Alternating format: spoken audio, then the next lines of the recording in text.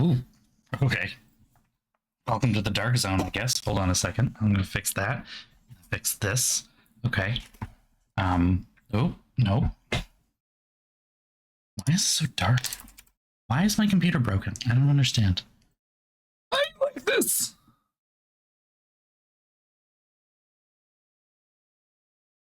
Ah, there we go. You just click the button and then it works fine. Hi everyone, welcome, hi, welcome to the stream. This is crazy. How are we all doing? How is our how are the blood pressure levels?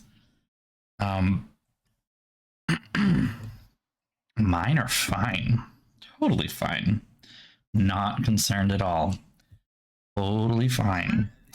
I said I was going to avoid the news, and then I've spent the last couple of minutes, by minutes I mean like hour, refreshing my Blue Sky feed like it's my job.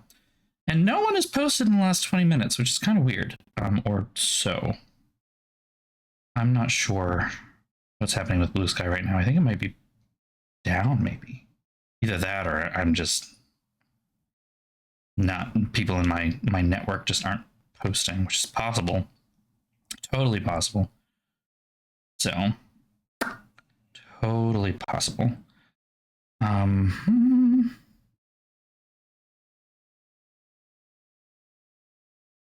am I looking for here?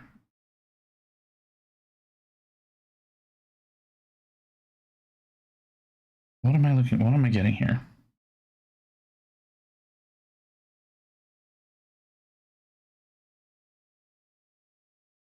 Anyway, yeah.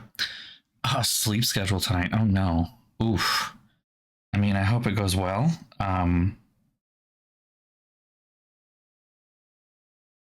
I hear, like, I don't know, the idea of sleep studies is confusing to me just because like, doesn't it make more sense to do a sleep study in like the environment in which you normally would sleep, right? An environment that has at least some relation to that. It's just weird to do it in like a medical facility, right? But I don't know. That's just me. I definitely understand the need for one. I think there's some people in my life that I wish would get one, or think should get one. That's fair. That's fair. It's like that thing where it's like there's so many things that are plugged in and like attached to you, and then you're in a space that's not necessarily conducive to sleep itself. I mean, I know I at least saw one person on social media not that long ago where they were like, it's so damn loud in here, I can't sleep. There's literally no way for me to sleep. So, but yeah, it's a weird thing. And hopefully it helps whatever you're looking for answers. You know, hopefully it gives you the answers that you need. And yeah, just getting some last things set up. That's good. That's good. I mean, again, I've never done it, and I don't actually. I mean, I'm sure I know people who have done it, but I don't like. I haven't talked to them about it. I guess it's the best way to put it. So I don't know what it was like for people who actually are in my life and I could talk to. So waking up at 8:30 and ready to go to bed at 11:30. That is a pretty long time to sleep. It doesn't seem like it's AM. Oh. Oh. I thought you were talking about like PM, 11:30 PM and waking up at 8:30 AM. Gotcha. Okay. That, yeah. I was gonna say, I'm looking at that. I'm like, I mean, I know 9 hours is not the most convenient for modern life, but it's actually a pretty decent amount of time to sleep. And I'm like, oh no. Okay. Yeah. Never mind. That is indeed a lot of fucking time. So totally valid, totally fair. Hopefully it gets you the answers you need and gives you some kind of like path forward for treatment, right? Yeah. I am very tired, for reasons that are not related to what day today is.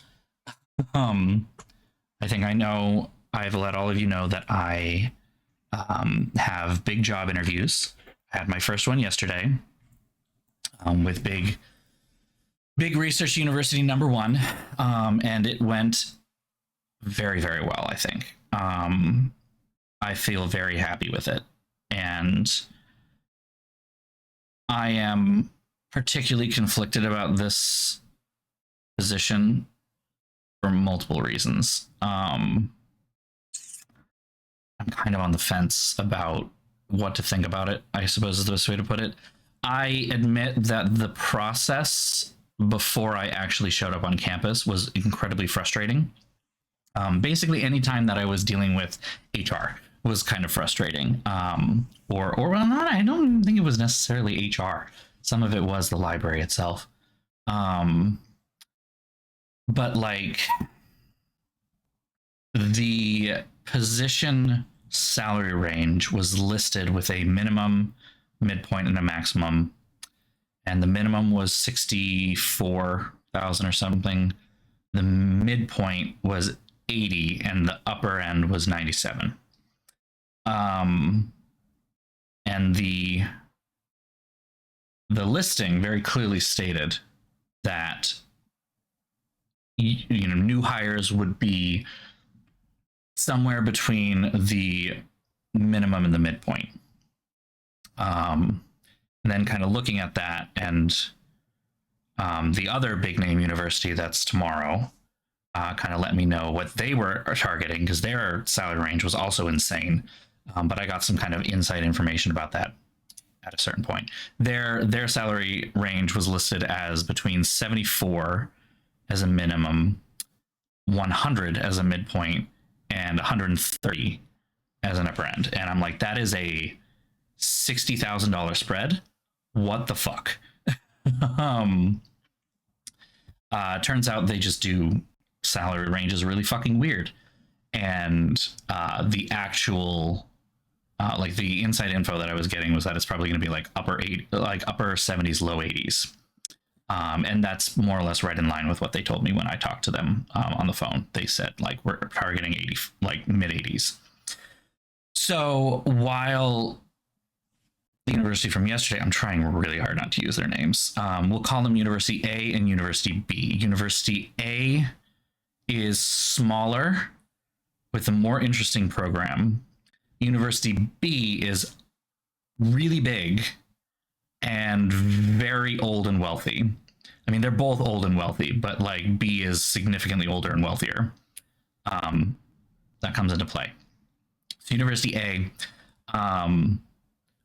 their midpoint was 80. And so I'm like, okay, well, if, this position at University B is targeting mid 80s, then, and this one or University A has an, upper end of hiring to be in the barely in 80, then, I think I can make an argument to them to get me at that higher level.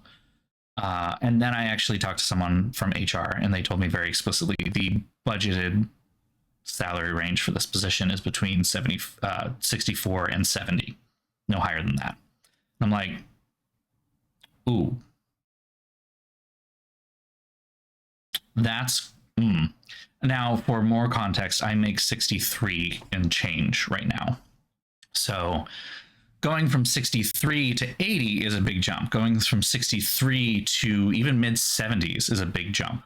Going from 63 to 70 though is a little harder to justify.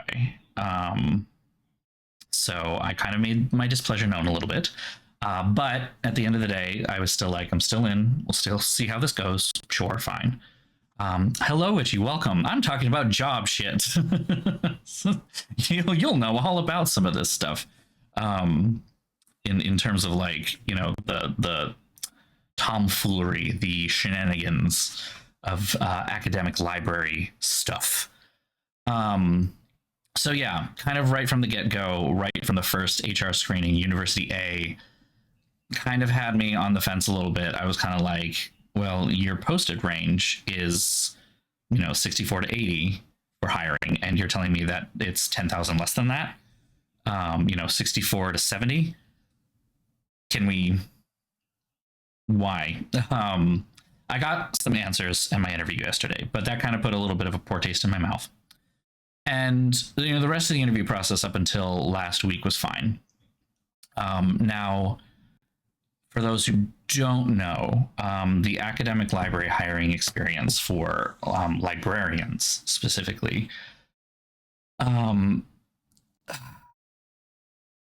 it is a very involved process. I applied for both of these jobs in August.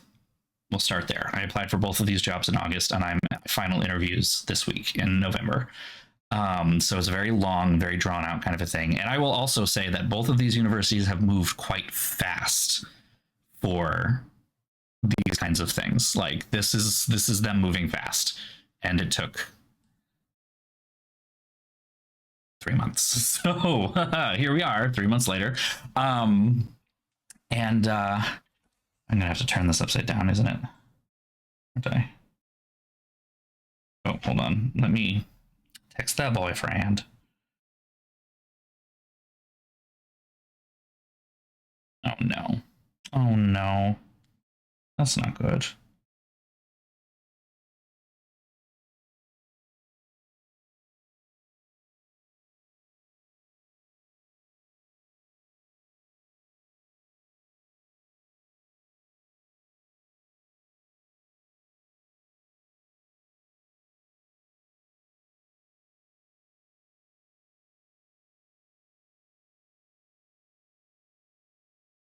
Okay.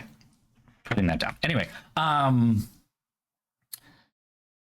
so yeah, this is a very drawn out process. It's been 3 months. The standard process generally sometimes starts with an HR screening, not all the time. One of them, University A, that I had yesterday, did have a HR screening. University B did not.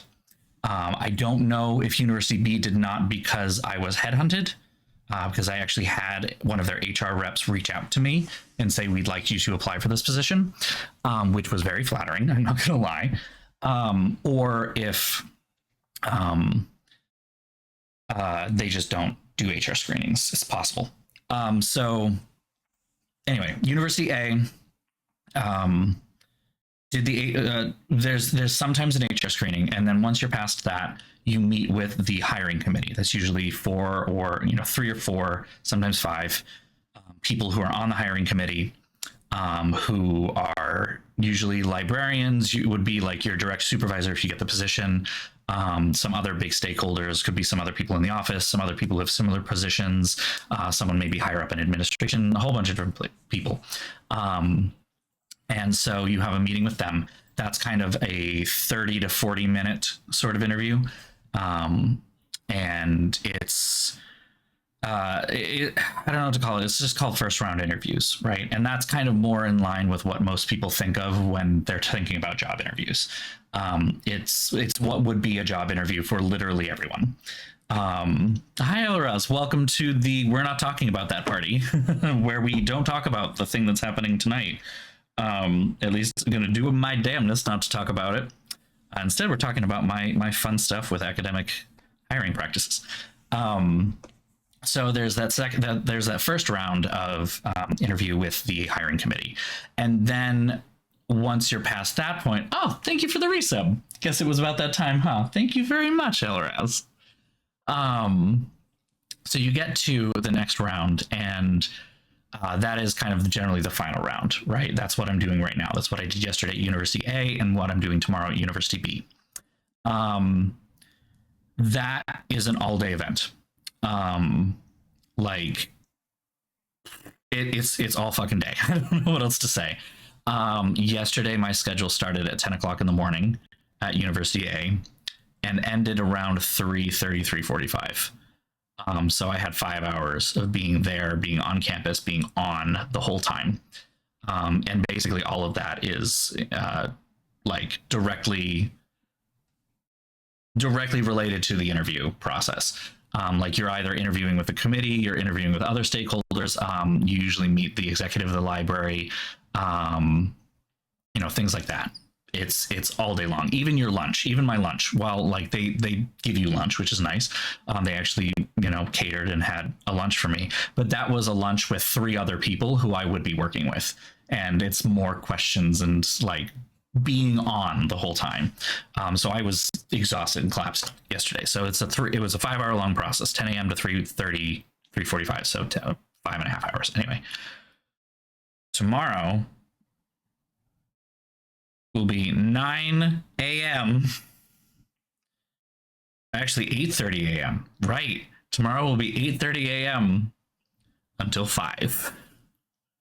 I will be on campus at University B from 8:30 in the morning until 5 o'clock in the afternoon, and I will be interviewing at all hours throughout that entire time, the whole time. It's going to be great. And as part of that, right, thank you for dropping by, Witchy Wanderer. Come back later. We'll be here, hopefully. So as part of that big long schedule, there is a presentation that I have to give, that the librarian has to give. That presentation is usually on a topic that is chosen for you. It can be sometimes a pretty broad topic that you can then pick something in to focus on. Sometimes it can be a relatively specific one, but regardless, you're given a topic to do a 20 to 25 minute presentation on or so. To give you some idea, when I was preparing these topics this last week, I wrote around 10 pages for each. So we're talking about basically coming up with a 10-page paper that you then present word for word, with slides, other materials, all this other fun stuff. It is customary to have that, to give the candidate that presentation topic about a week before they are to present. University A, my interview was yesterday on Monday. They got me my presentation topic last Tuesday. It's really cutting it down to the wire for me. And then beyond that, like I said, they usually give you a topic. Sometimes it's a pretty broad topic that you get to focus something on, or a pretty narrow topic, but it's still something that you've got a lot of creative freedom around. I was given a very specific topic. Again, fine. But I was told specifically to spend, it will be a 25-minute presentation, 5 minutes on theory, 20 minutes on practice. I have never had anyone dictate timings to me before. This has to be the 5th interview I've done, and no one has ever dictated timings in a presentation prompt. Like, that's totally new to me, and was not feeling great about that. So already, like, going into yesterday, I was kind of like not feeling abused. It wasn't quite that bad, but it was definitely like, there are some things that have kind of set my teeth on edge throughout this whole process. The whole salary range thing, the whole waiting to the last minute to give me the prompt thing, the whole incredibly specific timings for the prompt thing. There are just some things that are kind of leaving me at a little bit of unease. So I went in fully of the knowledge that I'm like, well, this is going to be the one that's going to be the hardest sell. They're going to have to really sell me on like what the working environment is like, what the work is going to be like, in order to get me to do this. Not only that too, it's also like twice as far away for me.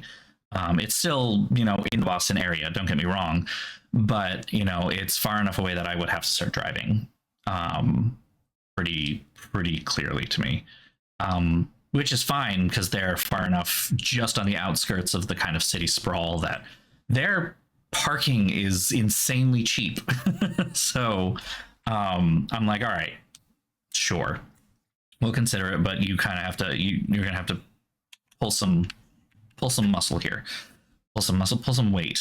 No, I don't know. Anyway, you get the idea. They did.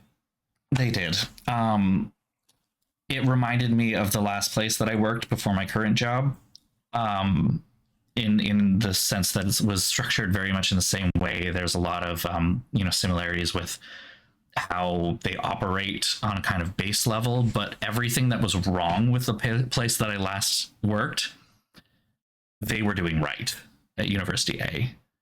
They were doing right. It was like a mirror universe version. It was fascinating. And kind of only because of that, I was just like, That seems nice. It seems nice. You're at University B. You're at University B. Um, so yeah, University A really charmed me. I'm not gonna lie. I already kind of knew that the stuff that their music department is doing is terrifically interesting. I admit that it is, the graduate level that they're doing really interesting things. The undergrad level is kind of a standard liberal arts university music program. But I'm very familiar with that. That's what I went to for both of my degrees. I guess maybe my second degree, my first master's degree, that was more of a conservatory program. But like, and I like the idea that it's at a liberal arts university and that it's this big, you know, sprawling program across many different colleges and departments that students can kind of explore around in. I really like that. Some of my favorite classes that I took were like my gen eds, right? When I was in undergrad, I took one on like the sociopolitics of nuclear energy generation, and I took one on weather, and it turned me into a little bit of a weather nerd. I'm not gonna lie, because it's fascinating after a certain point. We watched Twister, and it was great. There was a political science one that was about the relationship between the United States and China since the opening of Hong Kong Harbor by the British, and I almost became a double major because of that class alone. Like, that's the kind of stuff that I really do like. So there were a lot of things that really did appeal to me. There are definitely some frustrations. I'm not going to pretend otherwise. I seem to have a little bit of a talent for getting people to say things they probably shouldn't, which was great for me, maybe not for anyone else. They didn't say anything that was like truly horrible, but if the goal for them was to present, this is a great place to work, we want you to come work here, we want you to choose us, if we do give you an offer, please, we want to put our best foot forward while you're putting your best foot forward. There were some stumbles in there that I noticed, and that helped me understand a little bit of what are the pitfalls in a place like this. The big one is bureaucracy. That's nothing I'm not aware of already. One of the librarians that I talked to was very frank about. He's like, I used to work at a very small college, and while there weren't a lot of supports to get stuff done, if you wanted to get stuff done, you could kind of just do it. At a place like this, you kind of have to be really more careful about staying in your lane and making sure you're not stepping on anyone's toes. If you want to get something done, usually getting the ball rolling is a lot harder. And it involves contacting a lot of people to make sure you're not going to step on their toes, to make sure that what you're doing is going to work with them. And oftentimes involves making a committee or a task force to make that happen, which means things just move slower. But things do move. So I was like, that's the problem that I have with bureaucracy, is not necessarily that it comes up and makes things slow. It's that it seems sometimes almost designed to stop things from changing at all. And at the last place that I worked, which again, very large university, huge bureaucracy, I was struggling all the time to get things moving, to get things going. And I struggled to get even working groups and committees formed, was the big thing. Ultimately, you didn't get to create committees or working groups unless administration noticed the problem and told you you're on a working group now. It was very frustrating. So it's kind of nice that they've got that kind of move. But I am also at a small college right now where if I want something done, I can just do it. And I have been given a fair amount of support to just do it. Even just today, like, I mounted 2 signs that I had created for myself and the circulation supervisor. So there are these 2 kind of stiff foam signs. They're supposed to be lightweight, basically, that are hung right outside our offices and stick out, so that as soon as you walk in the library, you can see, oh, this is where I go if I have questions about, my account or borrowing things or reserves. That's where I go if I have questions about research or instruction, right? Like, it was very clear and very obvious from that point. And I did that, it was something that had been discussed within the library, but it was something that I did completely on my own steam. I didn't have to get anyone else involved until it was time to print the damn things. And that's when I just told my director, I'm like, this is what we need to do. And he's like, all right, contact, the printing place and we'll get a quote and then we'll go from there. It was great. It's something that I do kind of like about where I work. Whereas at a place like this, either University A or B, I'm sure, to be honest, it's just a thing as the larger these things get, that would require, contacting the marketing office and making sure that their stamp of approval gets on it. Maybe they're going to design it themselves, and then you might have to get building and operations involved in order to install it. Like, I just hung the damn things up with command strips, right? That's all that I needed. It's sturdy enough and, permanent enough that they'll work. So I don't know. It was just, yeah, they impressed me a lot is what I'm trying to say. But there were definitely some things that are like, yeah, those are things to keep in mind. Like I said, the other thing to keep in mind is that I would have to start driving, which means that I don't want to make it sound like I'm not caring for my car, but I have a piece of shit at the moment. It is definitely not in great condition. And, I'm kind of looking at finding ways to get rid of it and find something else, but it's relatively low priority for me right now because I don't really use my car that much. I do need my car when I use it, but I don't use it that much. If I go to University A, I'm going to have to start driving every single day that I go in. I do get some work from home. That is something that is a pretty set policy there. That's not at my current position. But at least 3 days a week, I would be trekking 20, 30 minutes out every single day in my car, one way. So about an hour commute total. Yeah, driving is definitely a thing to think of. Like I said, though, the parking there is insanely cheap. Like, parking at my last institution, when I lived further outside the city, far enough that I had to drive every single day, I was paying like $150 a month or something like that. And that's how much it costs at University B as well. I have to say, I did look into that because that's one of the things that I had to consider right away is, how do I get to these places? Can I even afford to work there, let alone, and yeah, it's expensive. And it's because, these universities are in the middle of heavy city stuff. I'm close enough where I live that I can easily get to a lot of those places, but University A is kind of on the outskirts and very northeast of where I am. So it is far enough that I would need to drive, because biking would be a 40-minute commute, one way. And that is almost double what I do now. I'm fine biking the 9 miles a day that I do. I do not want to bike 18 miles. Thank you very much. Please don't make me. please don't. So I would probably be driving, but it only costs like $40 a month. I'm like, that's nothing. That's fine. I'll take it. Okay. Like I said, the biggest issue is just making sure I've got a car in good working order that, is comfortable and works. Right now, my problem is that, it'll be fine and comfortable until it gets above 75 degrees. And then as soon as I need the air conditioning, well, you're out of luck. My car doesn't have AC right now.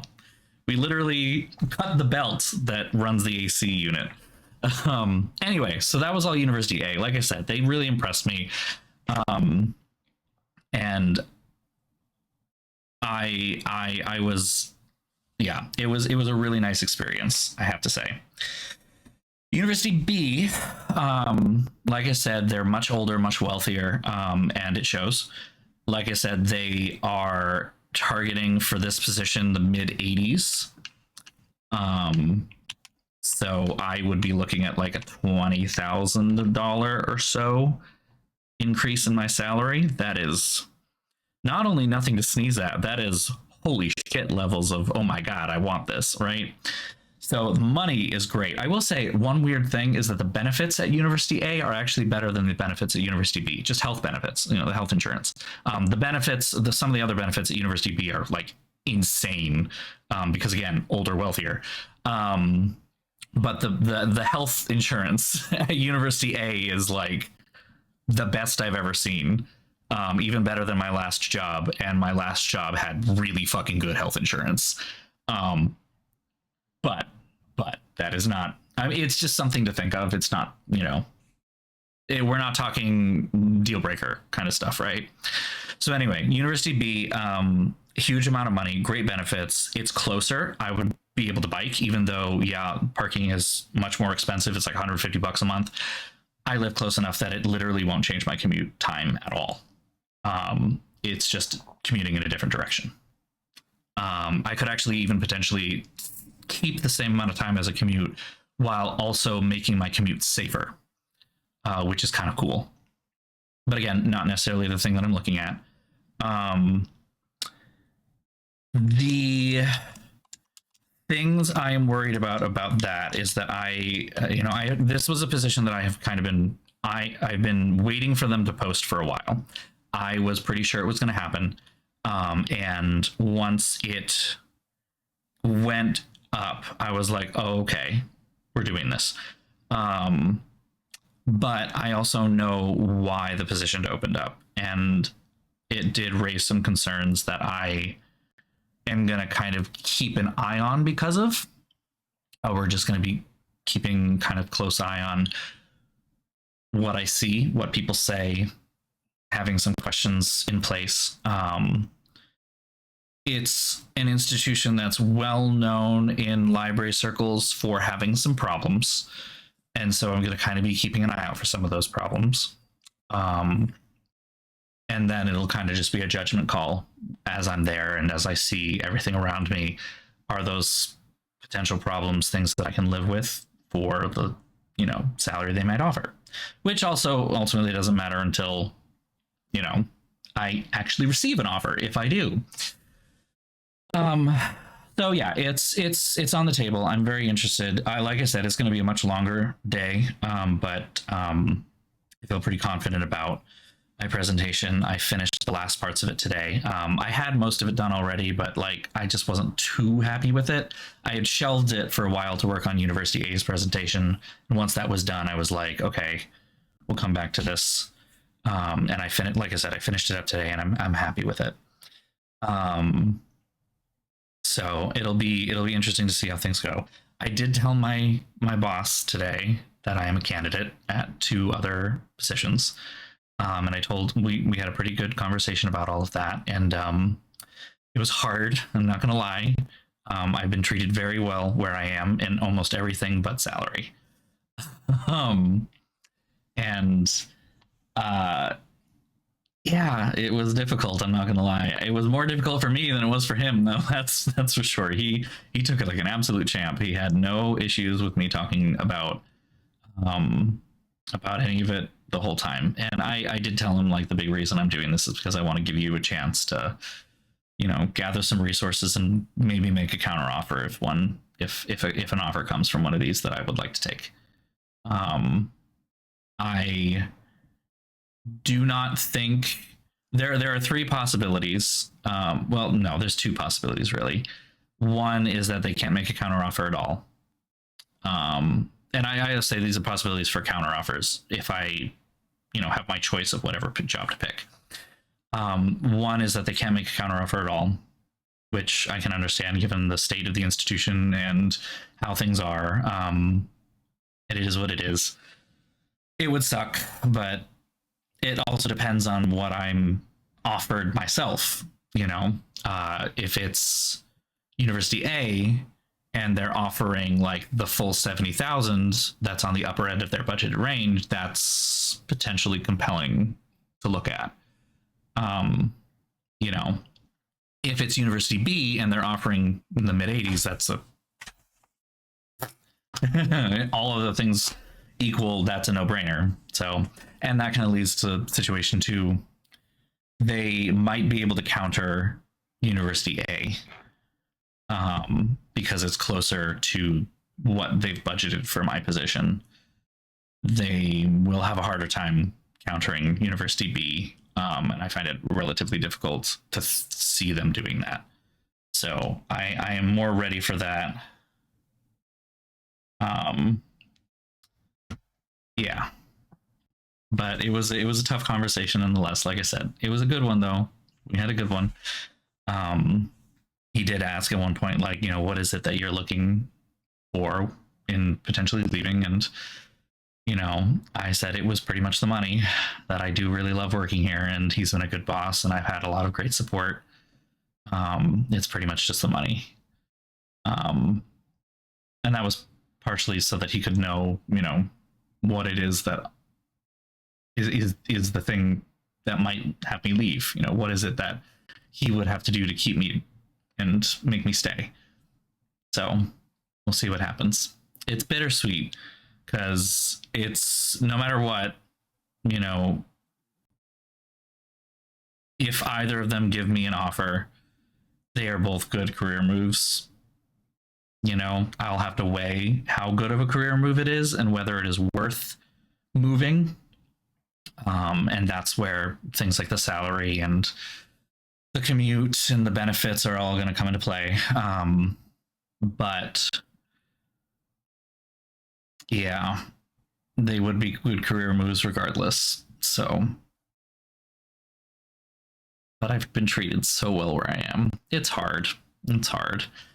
I have been very lucky to have very good employers in one way or another the whole time that I've been in my career, and I'm quite grateful for that, I must say. My first job, my last job, even though the overall university was really tough to work for, my boss and the people I worked with were wonderful, and I'm still close with them today. And I really hope that'll be the case with this job, even if I do leave. I hope that I'll remain close with them on some level going forward, because they've all been wonderful. Anyway, there's enough of that. We are almost an hour into this damn thing, and I haven't started the fucking game yet, because why would I, right? Anyway, so I'm gonna go ahead and get this started, because I am terribly interested in this game. I literally found it in on TikTok. I found it on TikTok. So I am going to be I'm going to be interested to see how this goes. I guess is the best way to put it. I'm going to be interested to see how this goes.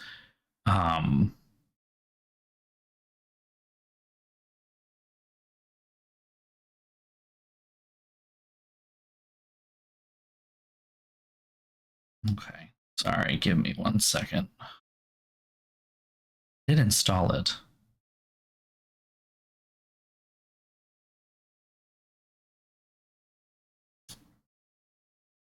Okay. I think it's going now. I think we got it.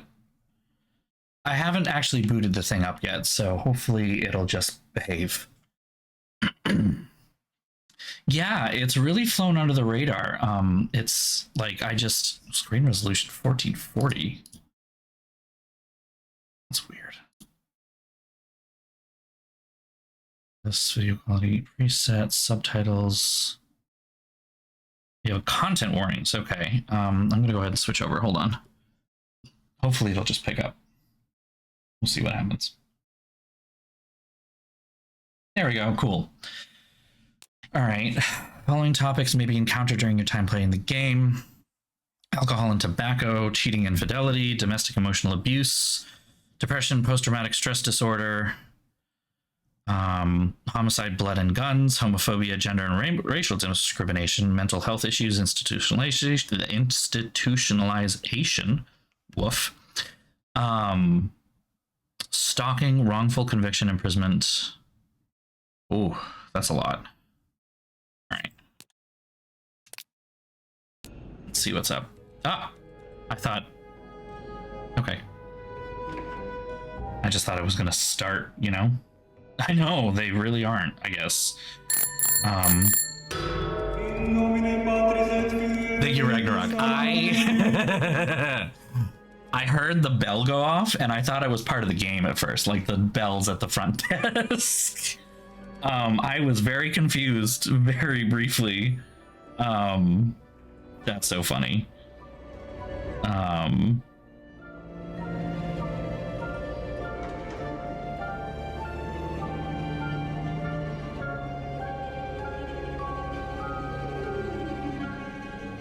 Okay. It's ringing thing right there. So if I go back in here, did we... Motion blur. Oh, I do hate motion blur.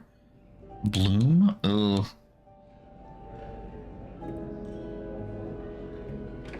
Yeah, I am guessing my rig is fine to play this. Just making sure we're all good here. We might have to change these, who knows. All right, here we go.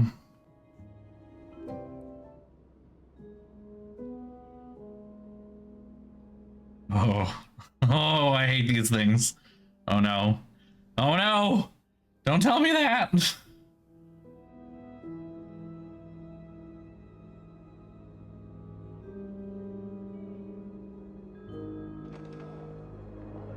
Oh, we're in Canada. What's up, Canada?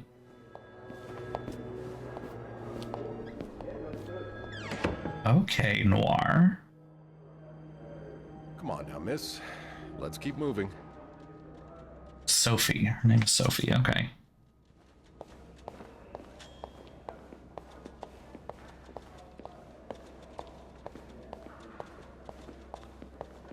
Eleanor could never. It's on your right. Here. Ah, so that's the... Are we not turning? For a reason? I have very limited turning radius? Well, the usual girl. Is this because it's cinematic?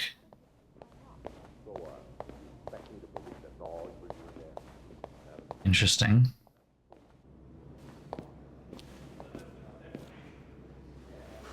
Good luck. Okay. She's all yours, sir. Sophie Roy, I'm Detective Maurice Tremblay. Let's see. 21 years old, working at the Clarendon for over a year. Husband? I'm sorry? Are you married? No, not yet. I live with my mother. She's sick, so I have to take care of her. No father? No. It's always just been me and my mom. All right, Miss Roy. I need you to tell me everything that happened. Starting... Right, framing device. Oh, par la fontaine, les filles s'en vont et s'y promènent au bras des garçons. Tu les entraînes au cœur des buissons où elles étrennent l'amour en saison. Tu les enchaînes dans un tourbillon de vrais poèmes, car dans les frissons naissent toujours les plus belles chansons d'amour. Au clair de I'm already really impressed with the visuals, I'm not gonna lie. mille couleurs, quand la claire fontaine s'amusait au jeu de nos deux cœurs. Document's done. Now just a bit of tidying up, and I can go on break. Longtemps de ce vieux Well, the most obvious part is to... Oh. Ah. Interesting. Okay. The bed's not complete without its pillow. Oh, I need to find the pillow. qui fit fleurir tous nos 16 ans. Chérie, dis-moi, te souviens-tu de cet émoi naissant dans nos âmes ingénues? Good enough. Good enough? Okay, sure. Au parc la fontaine, comme il faisait beau, lorsqu'en nous-mêmes naissait la chanson, tu nous entraînes dans le vieux buisson. It's looking for the obvious things that I need to do to make sure that I don't get fired, right? Dans le tourbillon de vrais poèmes. Well, That's a lot of money to owe. Just what did you get yourself involved in? okay, just... Oh. Only menswear. Are you in town for a business trip, maybe? You know, I'm family. You've had a seat at our bar since the day we opened 49, more than a friend. And it just says, I want to say this is your last chance. 8,000 plus 25% interest. Holy shit. Oh, this guy is unfortunately not in good financial shape, my sweet dude. Oh, let me put that back.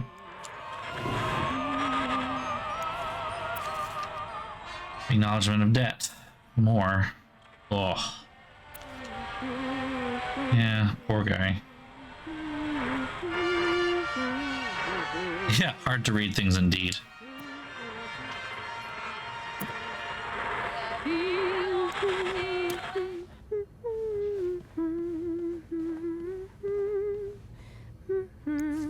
You brought your own mug? Well, I guess ours aren't quite as complimentary. There's nothing more for me to really do here, huh? Newborn. Oh, well, I guess, yeah, I should probably double check and make sure this is all good. Why is that not? Oh. Nope. Oh, that's gross looking.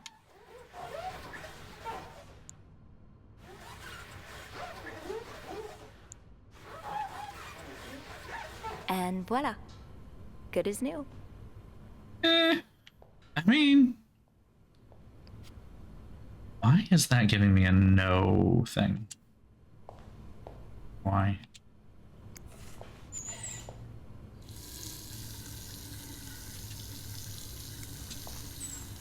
Interesting. They really didn't want to do reflections, I think, is the big thing. I saw a close prompt here, you know? Oh. Restock towels. Toilet paper's fine.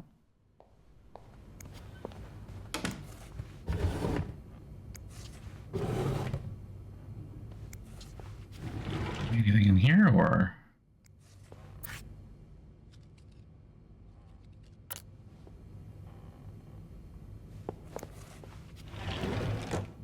I don't see anything else to do. Do I just move on from here?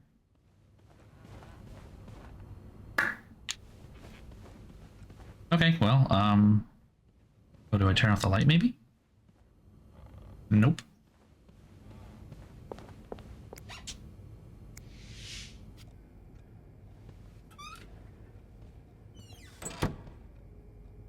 I mean, yeah, I do like that it's like, you've got to do your job.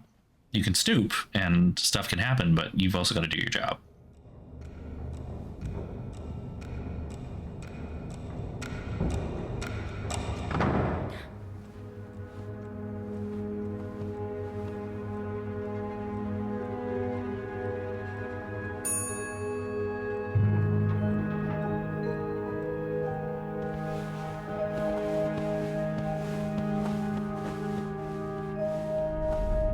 Have you heard about that nut house they want to build next door?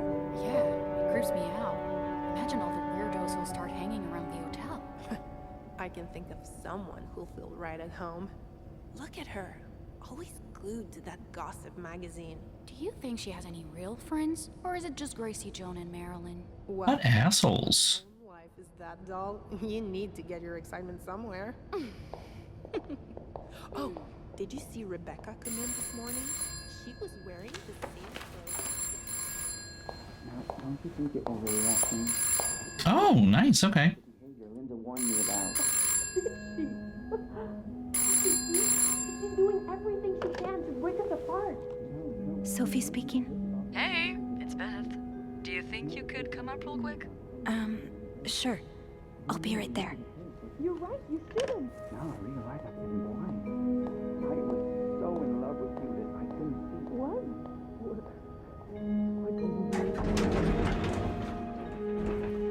Is leaving the key behind a problem? What is that? Let's see what Beth wanted to talk about. Ah, we get her thoughts. Okay. That's what that is. Now's not the time to pick up smoking, Sophie. Good call. Valentine's Day must be. 19 arrested in deviate raid. Known hangout for sex deviates. Deviate raid. Okay, I got it. By deviate, I'm guessing we're talking about gay people.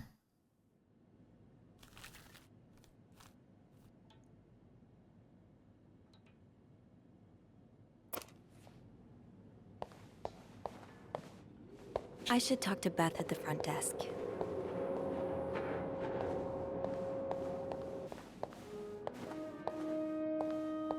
Hey, Beth.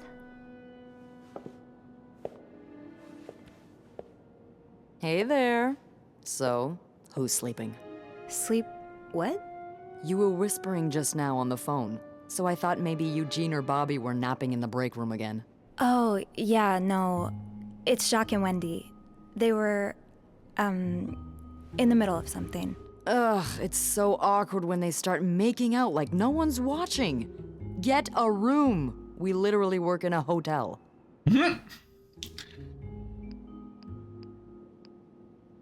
They weren't kissing this time. They were fighting. Oh, this is entertaining. I mean, oh no, what? I kind of love her already. Sure, but it sounded like Linda had something to do with it. Ugh, that bitch. Beth? Trust me, she deserves it. I don't get why everyone hates her so much. Linda's always nice to me. To you, maybe, but she's just the worst to every girl she perceives as a threat. A threat? A threat to what? I don't know. Her place as Bernard's right hand, I suppose. So, you're saying I'm not a threat? I'm not saying that. I'm saying Linda thinks that, but that's her mistake. I know there's more to you than meets the eye. Oh. Yeah, I just finished watching Agatha All Along too, so I'm yeah, I'm getting it. You said you needed me? My help, I mean. Oh, right. Wanna guess why? I'm guessing there's something I have to clean? Obviously. But what is it? Did a kid throw up again? God, no. Did that happen recently? Yeah, last week. I can still smell it. Feel it, too. While I was cleaning, some of it got... I'm gonna stop you right there. Keep talking and you'll be cleaning up after me, too. Fair. Sorry.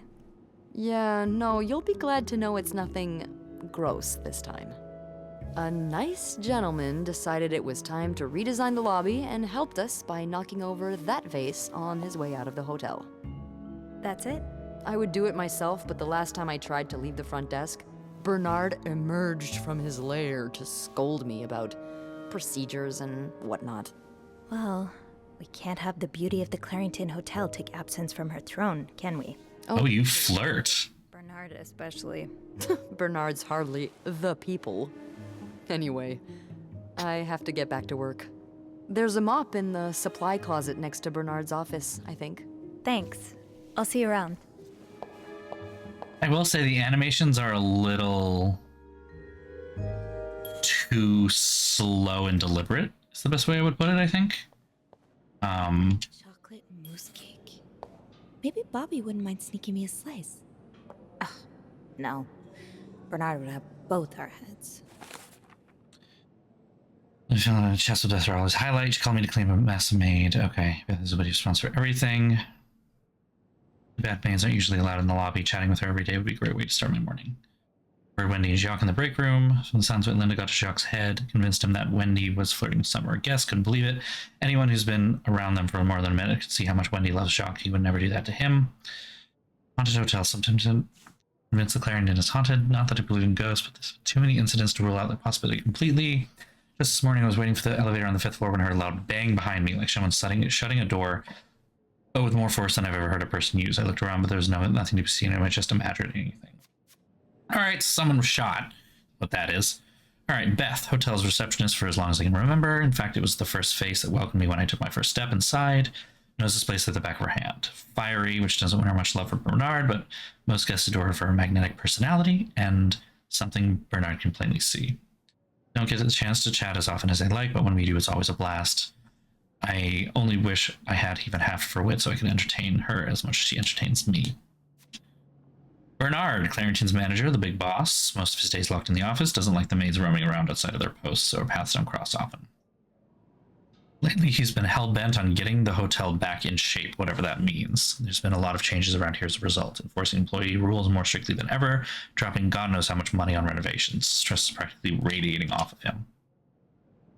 Then it is the Clarington's governess, Bernard's second in command, and it's easy to see why. She rules over the maids. Governess? Is that the term we use? Iron Fist, always ready to enforce Bernard's latest rules to the letter. Most of them hate her for this, but my feelings are a bit more mixed. For whatever reason, she seems to have a soft spot for me. Same cannot be said for Wendy. Unfortunately, it's like she's made it her life's mission to break up Wendy and Jacques' relationship, and I'm worried that her efforts might have succeeded.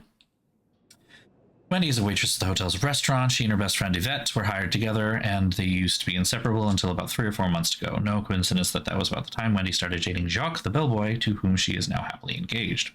That is, depending on who you ask. Linda seems to think that Wendy is the Claringtons' resident flirt. Sure, she's popular with guests and collects the most tips by far, but I've always chalked that up to being up to the same thing that has drawn me to her, that warm smile and radiates kindness. Linda's not convinced, though, and seems to have taken it upon herself to expose Wendy for who she really is. Jealous much? Jacques, one of the Claringtons' bellboys. Don't know much about him, even more shy than I am, barely looking up at guests when carrying their luggage.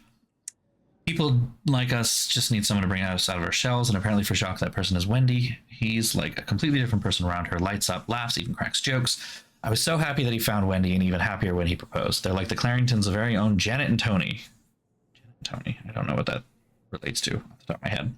Seems their engagement is in peril thanks to Linda's meddling. Stand strong, Jacques. Don't fall for her manipulations. There it is.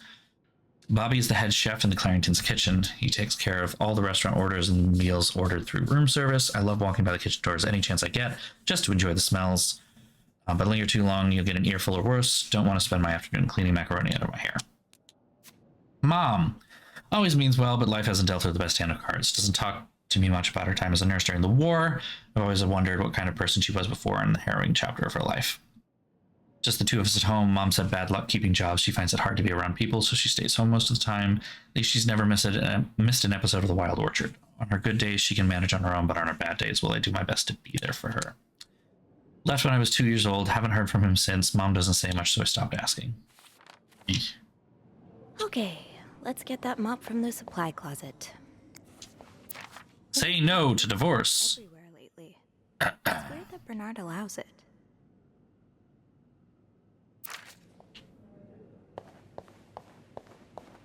Linda, Wendy's great at her job.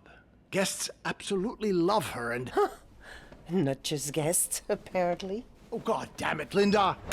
I only like her because guests like her. Making sure guests are happy is my job, after all. Oh, she is such a snoop. Listen, if Wendy wasn't doing her job, that'd be another story, but I can't just fire her without good reason. What if she stirred up trouble among the staff? Would that be a good reason? Curiosity killed the cat. Oh, Andrew, hi. I'm sorry, I was just... Spying on our manager? No, I heard something, and I... Hey. It's okay, I'm just pulling your leg. I'm sorry I scared you. I'm not used to having people around me while I work. Yeah, you're always working alone up there, aren't you? I actually think it's the first time I've seen you down in the lobby. Don't tell me you've been sent to clean up after the Valentine's Day ball.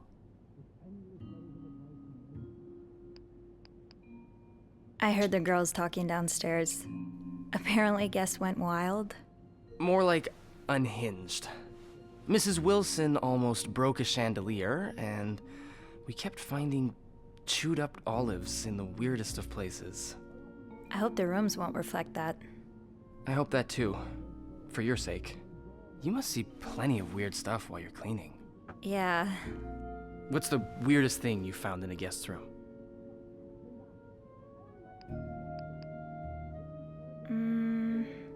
A few months ago, I found stacks of pennies in a room's toilet. Like, a lot of them. What?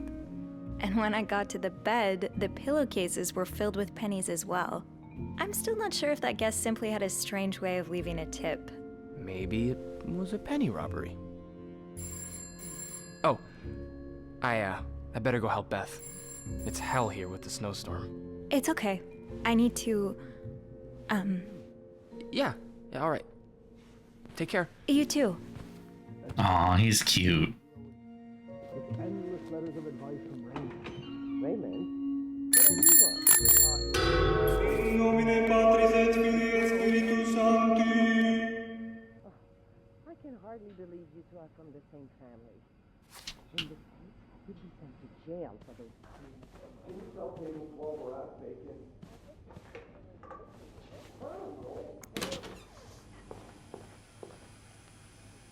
Mop? I mean, that is the mop. Okay, do I just need the mop? Do I need a bucket? To fill a bucket? I just... Nope. And it says a puddle. The last thing I want is to look like... Not really a puddle, it's... I'm really sorry about that. I'll have a word with our kitchen staff to make sure it doesn't happen again. Okay, Sophie. Time to clean up that mess. Yes, it is a puddle. Oh, okay, so I guess it was water that was in it. I thought it was soil when I first saw it, so...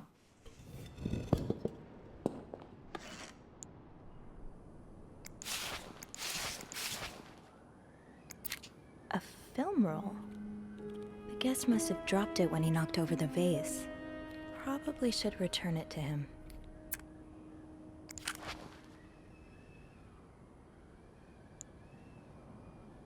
Ew. I better throw that away. I'm not gonna look at what's on it.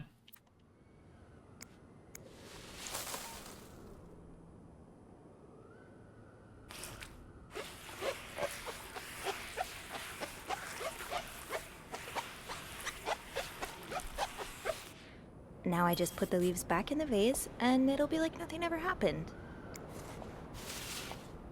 Maybe Beth remembers who knocked over the vase. He'll want his film roll back.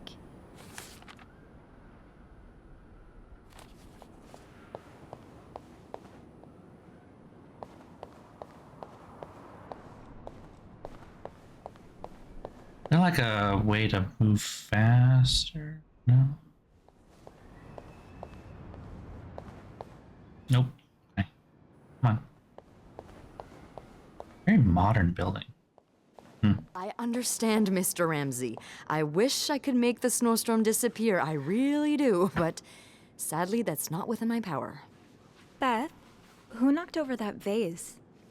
Mr. Spade. Mr. Spade? Well, I can check with the airport and let you know when flights resume. Until then...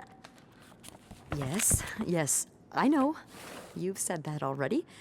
But... no, that's very unlikely. So, which room are you staying in, Mr. Spade? None of these look like a spade. Oh, no. Oh, wait. I see it. 505. Well, for that, you'd have to talk to my manager's manager. Would you like to contact him? Sadly, he doesn't have a phone. He's a bit of an old-fashioned fella, if you know what I mean.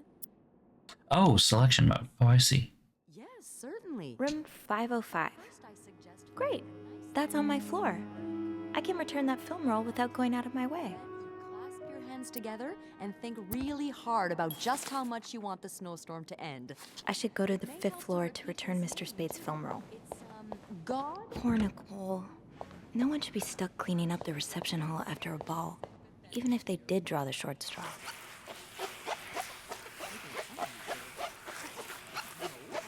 I don't want anyone slipping when they come through here. Unless someone's a serial vase tipper over her. Come on. Boop.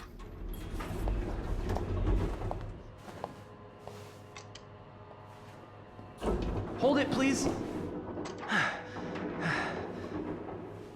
Phew, made it. Thanks. You're welcome. Was it you who cleaned the puddle by the restrooms? Was I not supposed to? Well, Eugene asked us not to touch anything until he's repaired the leak, but it's probably safer this way. Someone could have slipped on it. Okay, interesting. Oh, 6th. Huh. Thanks.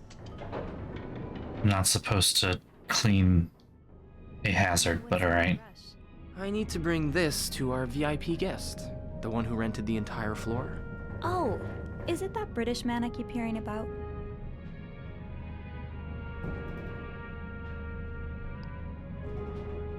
He's sort of a celebrity, isn't he? He sure acts like one. I wouldn't want to be that poor assistant he keeps shouting at. I wish I was assigned to clean his room. Can you imagine the weird things I'd find? Be careful what you wish for. I wouldn't be surprised if the man kept a few skeletons in his closet. Can't you tell me who he is? I've never actually met him. I always talk to his assistant. Only Bernard knows his identity. I do have a suspicion, though. Okay. But I'm not sure I should say it. Can't you at least give me a hint? Okay, let me think. Whew. Saved by the bell.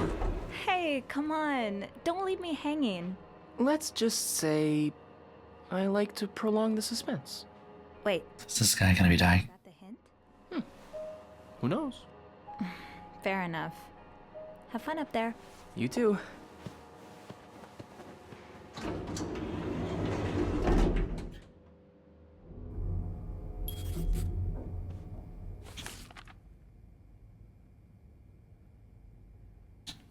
I should return Mr. Spade's film roll. Room 505 is on my list anyway. This must have been so much fun. Well, for the guests at least. It's the same.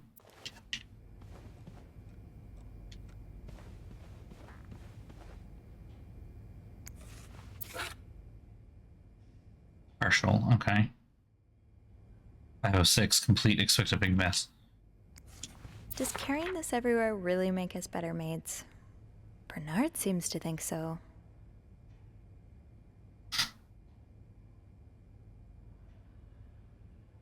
Okay, mirror, toilet, bath. How do I clean the mirror if I couldn't? To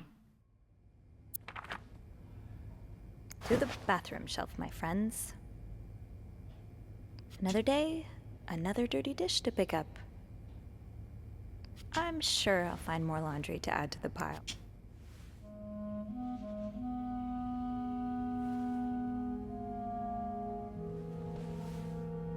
Mr. Spade?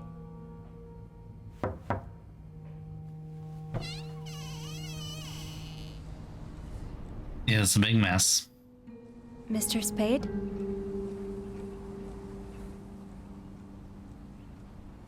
This is gonna be the apartment though, isn't it? The apartment, the hotel room. With the weird stuff that sets off the story.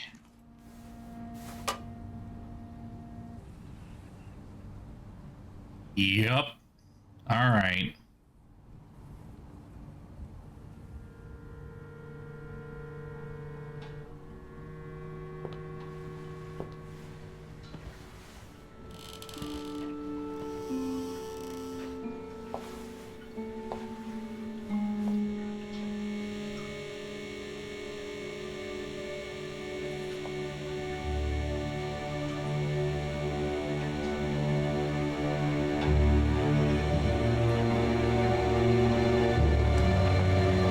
Too bad yet, but what's on the photos? It's me.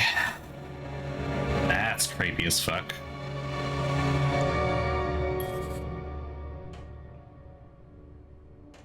What is this?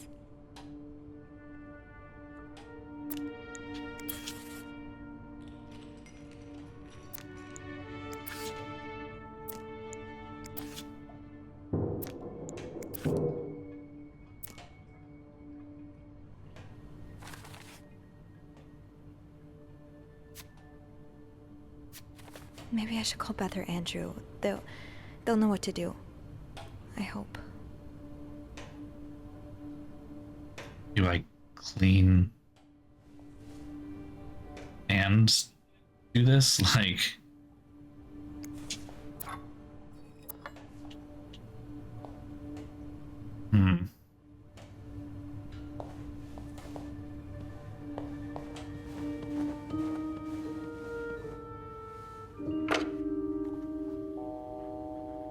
really did make waited. That was, yeah. The cinematography of this, I know that's not really a word we usually use for video games, but the cinematography is Beth speaking. kind of great. For you on this very fine day. I am sorry, Andrew, but Beth is the one I'm going to help with this one. Beth is my go-to gal. Beth, I need your help. Sophie? What's going on? I think Mr. Spade's stalking me while I work. Really? I knew it! What? You did? I mean, I knew there was something fishy about him. He just has creep written all over his face, you know? How did you find out? He took pictures of me. I found them hanging over the bathtub. He set up a kind of dark room. Pictures of you? Doing what? I can't believe I'm about to say this, but sometimes when I clean the rooms, I get a little curious and, you know, snoop through our guest stuff. Sneaky. And Mr. I was to say, that right there is why I knew talking to Beth was gonna be the one. I think we should call the police. No, that's a terrible idea. But Sophie, that man has pictures of you running your hands through people's stuff. But I didn't steal anything. I was just snooping, I swear. I know, but say a client reports something missing, those pictures would put a big red target on your back.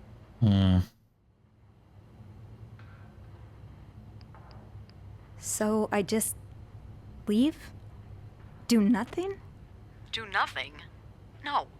But it'd be smarter to wait until you have the whole story. Or at least more than you have now.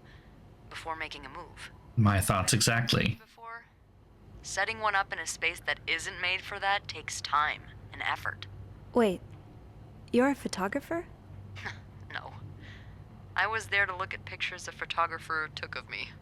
Look, all I mean to say is there's no way he set all of this up just for a couple of pictures. There has to be more.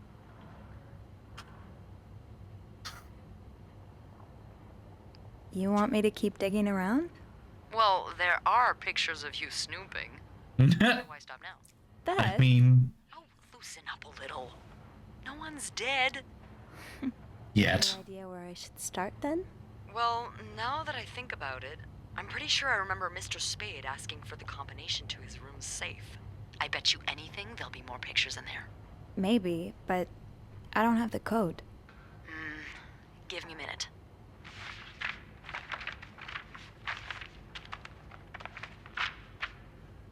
Merde. Those idiots. What? I can't find the combination list. The night staff's probably lost it again. Anyway, we always ask that clients write down their code somewhere so they don't have to call reception a dozen times. Maybe you can have a look around the room, and I call you if Mr. Creep comes back. You know, so you can get out of there in time. Okay, yeah. Thank you. Oh, it's nothing. Oh, and Beth? Mm-hmm. Please keep this between us. Of course.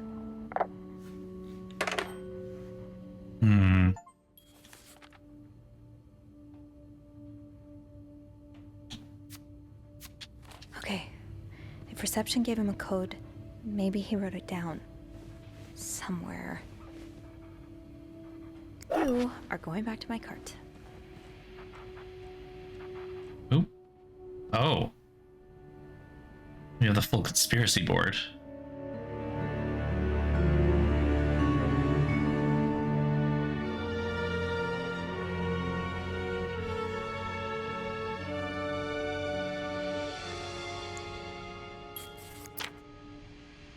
The lake.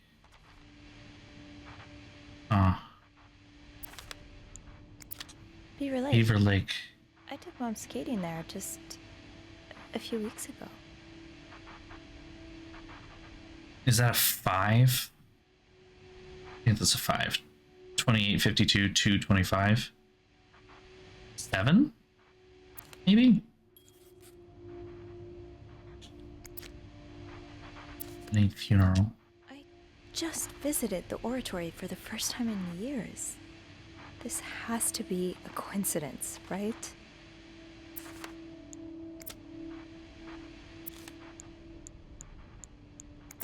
This was the sale where I found that winter jacket that Mom loves.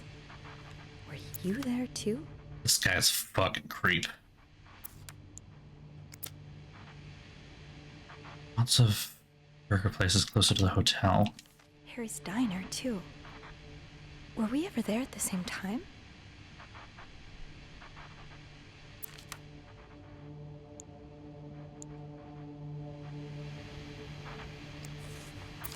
Is this a floor of the Clarington? And schedules.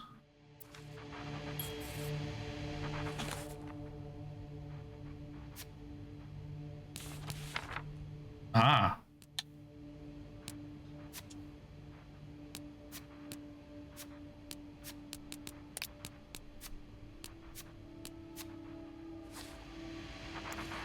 Morgan. Is that your real name? Why did you check in under Mr. Spade? Lindsay died 2 years ago. I don't know what happened between the two of you, but let us grieve in peace. Lindsay's mother.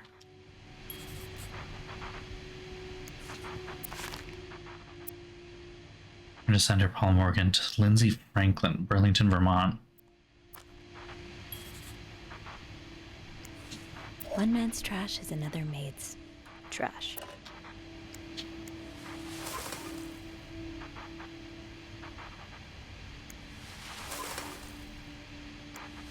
I hope you aren't eating those beans.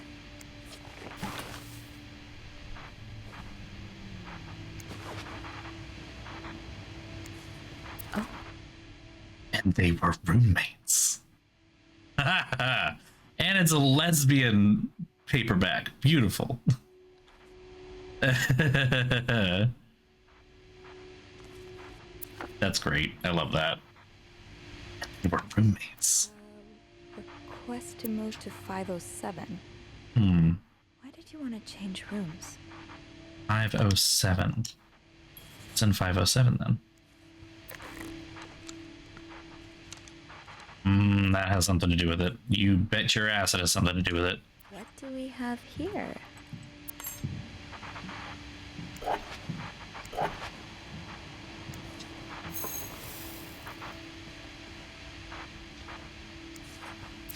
I'd forget Do not forget to take your pills.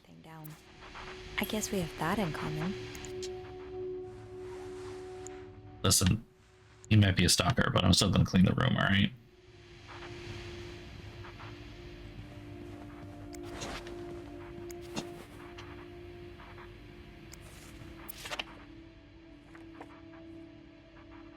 Ninth Infantry Division, Belgium, 1944. Birds of North America Encyclopedia. Oh, Wadget Eye. Widget Eye? Wadget? I don't actually know how to pronounce it. That is a pack of cigarettes. Old Port.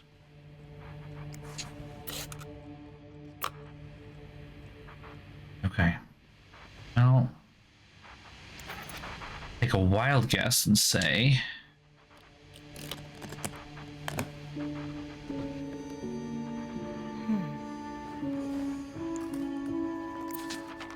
You spent 10 years in a psychiatric hospital.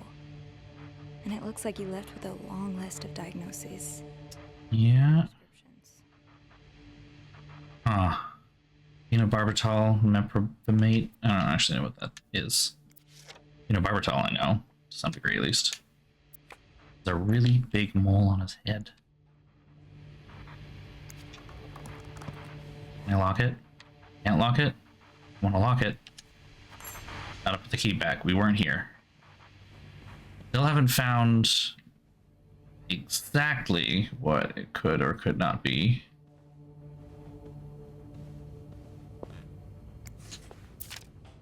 Don't forget to buy more film. This key. You have another key?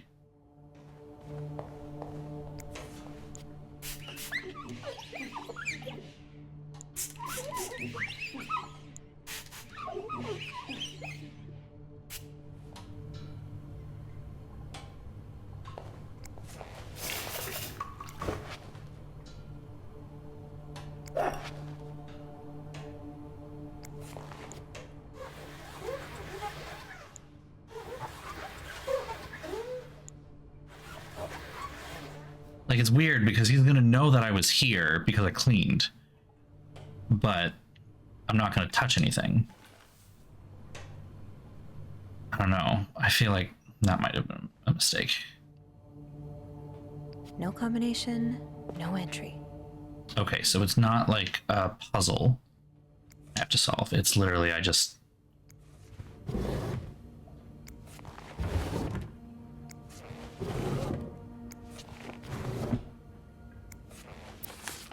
Hey, Mr. Morgan, understand your situation. Ah, damn it! To support yourself when no one will give you a job or a place. That changes the fact you don't have the qualifications of the job, even if you did. Could not hire someone in your situation. Jeremy Sandberg. Okay.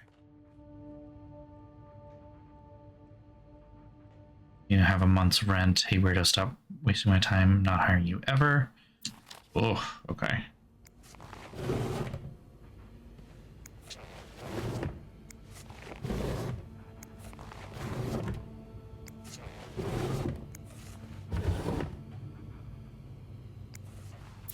What's this?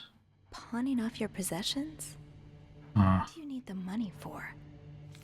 Film to stalk you?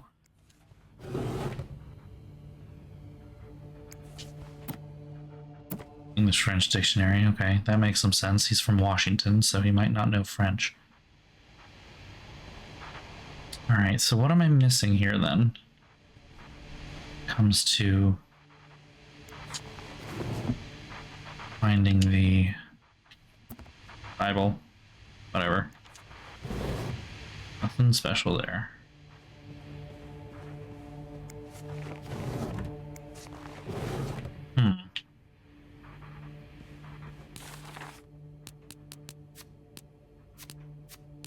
And they were roommates. Yeah, I thought I found one, but... Letter from Bernard. Was there anything on the back? Ah. I didn't think to look on the back of that. Infantry Division. Okay, Lindsay's address, Infantry Division, year of hospital discharge. Could that be a reminder for the safe combination?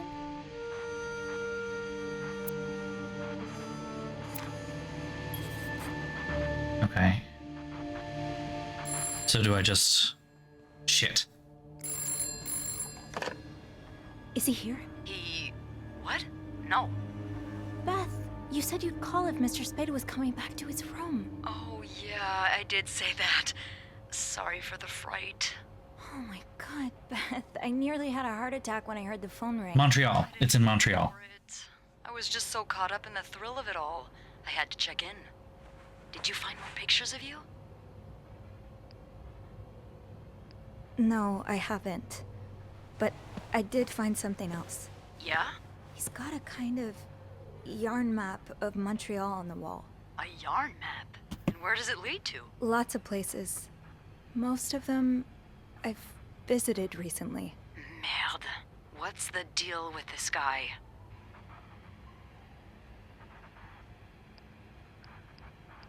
I think he may be using an alias. I found some evidence that points to his real name being Paul Morgan.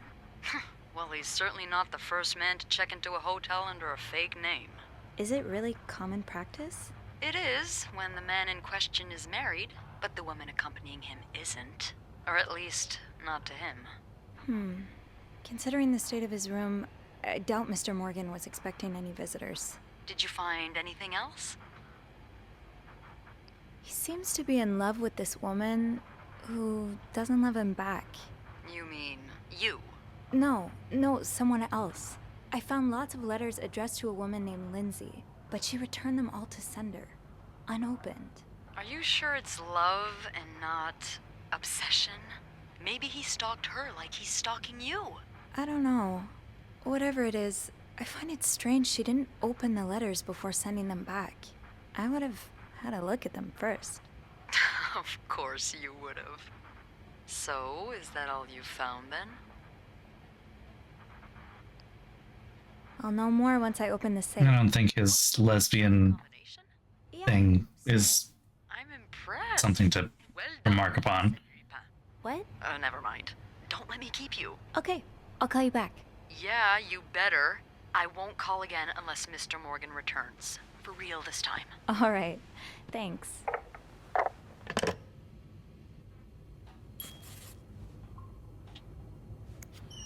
I'm just gonna close this. I don't know why I left it open the whole time. I should not have done that.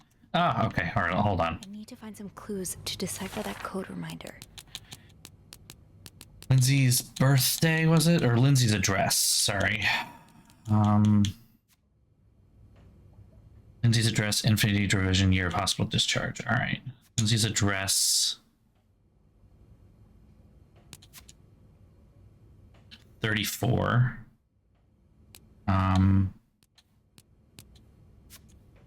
3499, is that? Hold on. 3499, okay, and year of hospital discharge. 349957.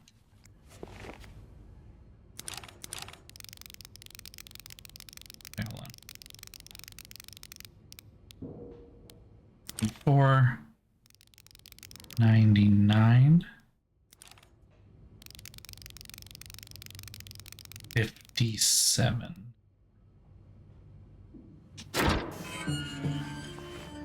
Nailed it.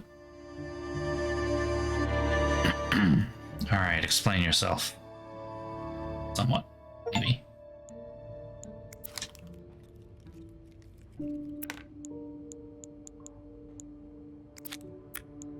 That is a gun. Okay, Sophie, you should probably put this down. Now. M and H. M and H. Who are they? Are they guests here?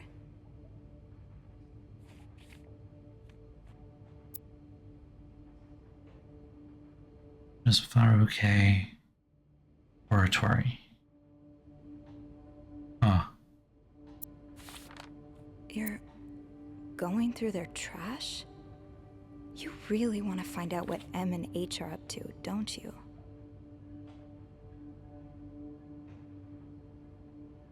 Oh. So maybe it has nothing to do Why are you with me. And who's sneaking out at night? So many questions.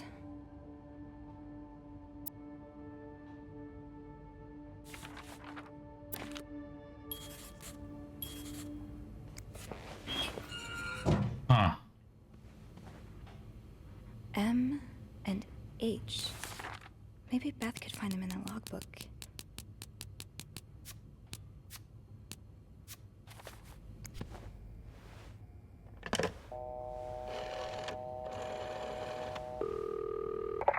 Clarington Hotel reception desk, Beth speaking. It's me. Oh, hold on. Andrew. Andrew. Cover for me, will you? What's going on? Hey, Tintin. Just do it. Just do it. So, I take it you opened Morgan's safe? What was in it? Actually, I need your help again. Yes?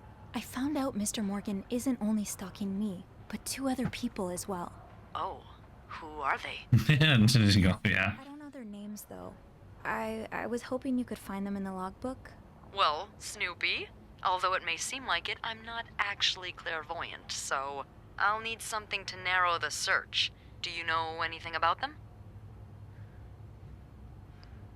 Mr. Morgan refers to them as H and M. Well, that could mean a lot of things. It could be their initials, or, I don't know, husband and mistress. Oh, I hadn't thought of that.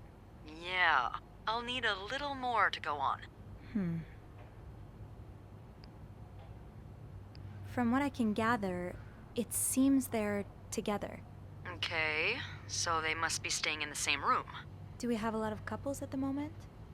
Well, yes. It was well, duh. last Friday, remember? Oh. Oh, indeed. Would you look at that?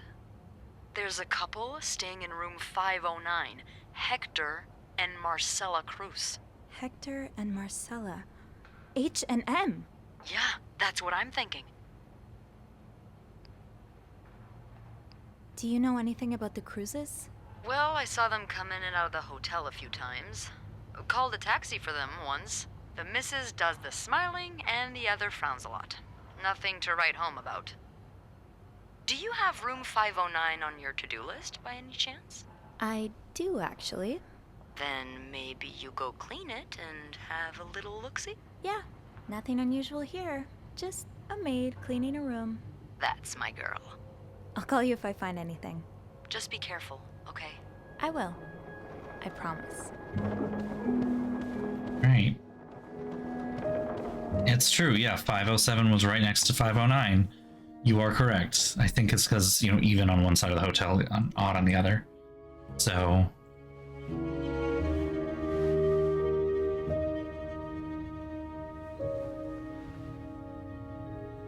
I must have forgotten my keys in the break room again.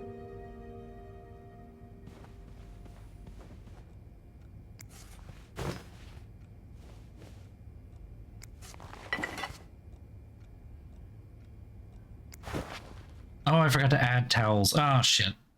No.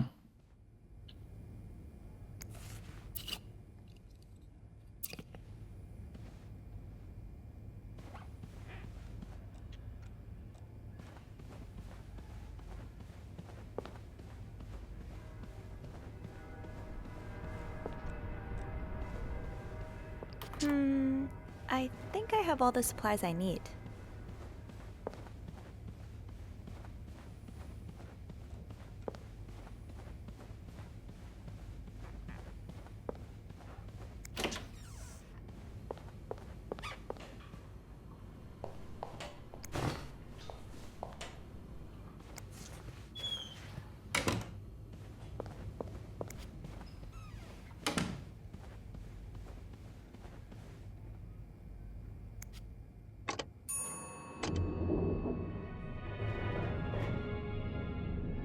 Interesting that there's only one elevator. I feel like that's not terribly normal for,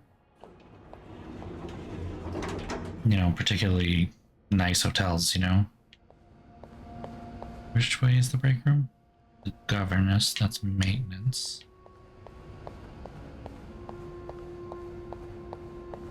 Locker room, laundry room, break room. There we go. Shoot, it's locked. I guess I'll have to get Linda's master key instead.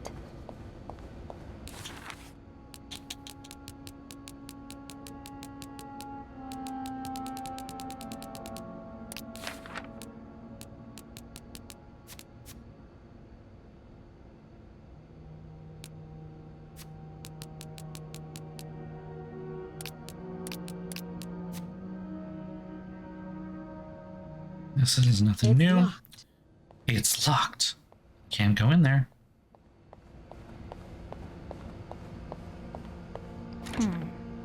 Last I checked, Linda's master key was in the locker room.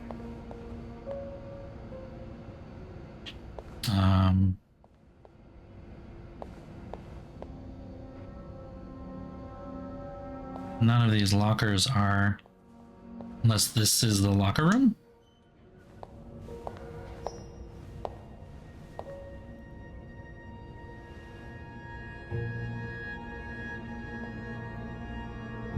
What are we looking at?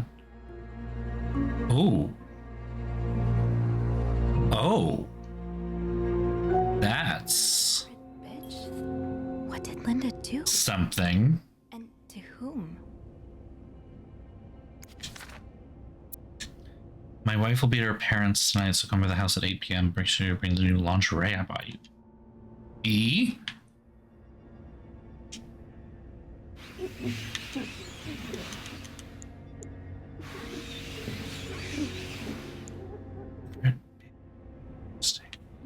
That'll do. I'll just have to make sure I don't forget to return it.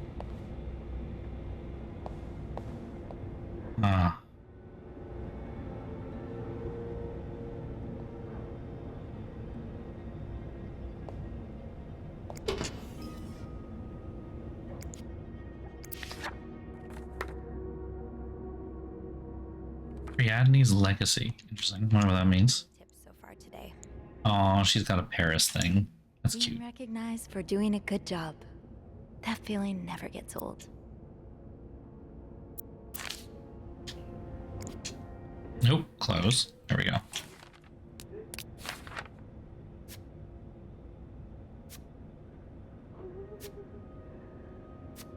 Do I hear someone? I should be able to open 509 now. Back to the 5th floor.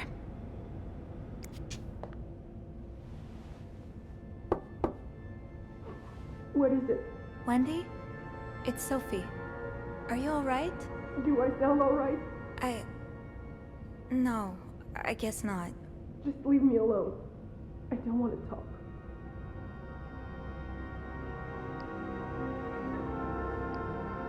I was in the break room earlier, and, I couldn't help but overhear your argument with Jacques.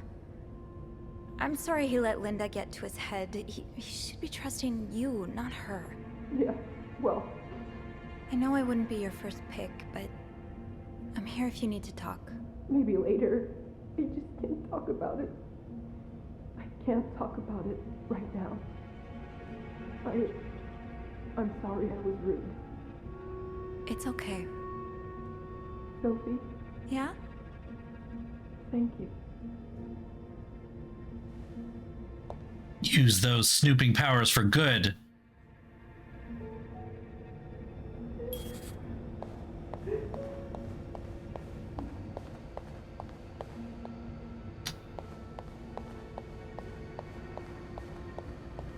Right, the master key only unlocks the guests' rooms. I'll have to get my keys later. At least I can get into 509 now. Well, all right then.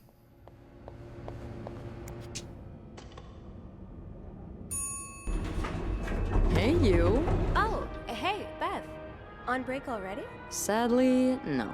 I have an express delivery to make to the 6th floor. Isn't that Jacques or Andrew's job? Well, they're both busy, so...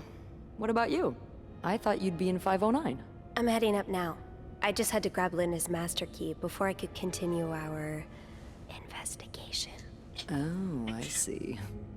Well, this has been quite the day so far, hasn't it? I can't remember the last time work. I do love Beth. I'm not gonna lie, she is fun. That's definitely one way to put it. Interesting, yeah. While I was looking for my keys, I found some graffiti on Linda's door. What kind of graffiti are we talking about? The words, hypocrite, bitch, in red lipstick. I wonder who could have written it. If I had to bet, I'd put my money on Wendy. Linda's been treating her like her personal punching bag as of late.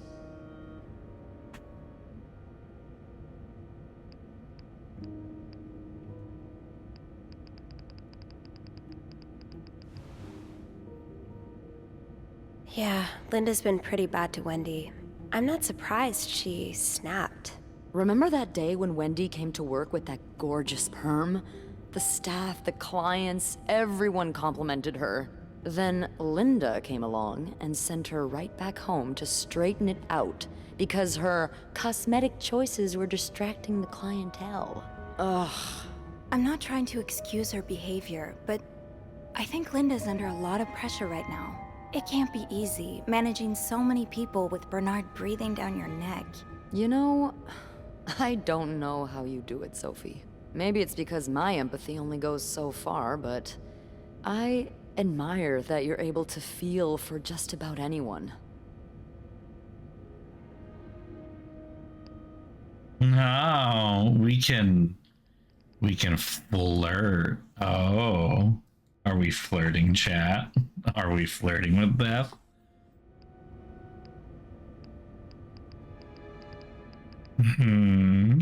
That's a big yes from Digishell. Yes, we are. I mean. I like to put myself in other people's shoes, especially if they're people I find fascinating, like you. Wow. The way you turned that compliment right back around at me was masterful. Well, this was a lovely chat, but I better see if Eugene is around maintenance. Hopefully he can help me find this thing for our esteemed guest. Yeah, we've both got a lot on our plates today. I can't wait to find out more about our friends H&M. Take care. You too. I mean, the store's okay, but, you know.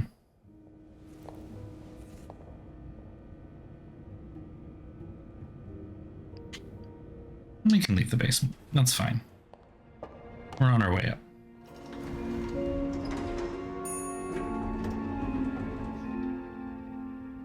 Hopefully there'll be a happy one. I'm gonna do my best. Listen. Getting into 509 will be no problem with the master key. Let's get wrong to way. the bottom of all this. Oh, I do have 506 next on my list. Should I pop in before checking out 509? Yeah, do your job. Oh boy, someone's been living it up. Look at this fucking mess. All those were talking Montreal cab drivers. Okay. Oof. He definitely had a fucking party. I don't know why I opened that. That doesn't make sense. Not exactly a cherished gift. If you just left it behind like this.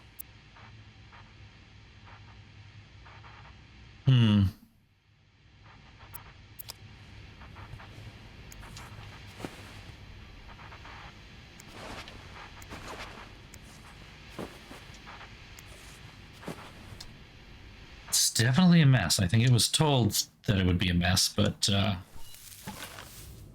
here we are, and it is definitely a mess.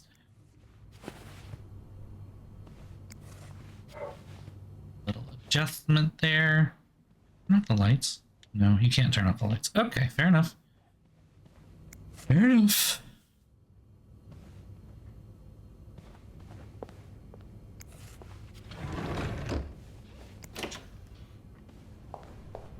Oh my god. Sorry for the mess and by making a mess. Wow. Such disrespect.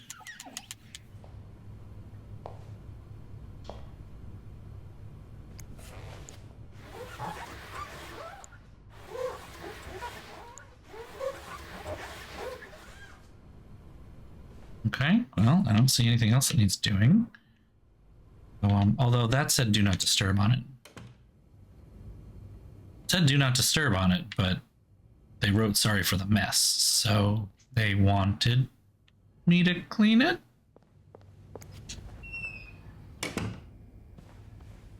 I wish cleaning my tub would be that easy too. Oh my god, I've got so much fucking soap scum that I have to keep scraping off, it feels like. Like a never-ending job.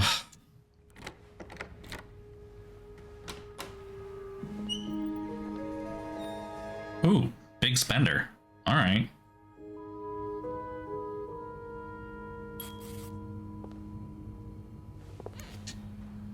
Looks like someone had quite the shopping spree. More work for poor Rebecca. Hang in there, Reb. Tuxedo, all right. Anything interesting here? Maybe, maybe not. Hard to say. Come back to it, I suppose. I'll hold off on throwing this out just yet. The food's practically untouched. What were you apologizing? Sorry, please forgive me. Were you forgiven? Interesting. I'm sorry, please forgive me. Sleeping on the couch? There's no bed. Is this a connecting room?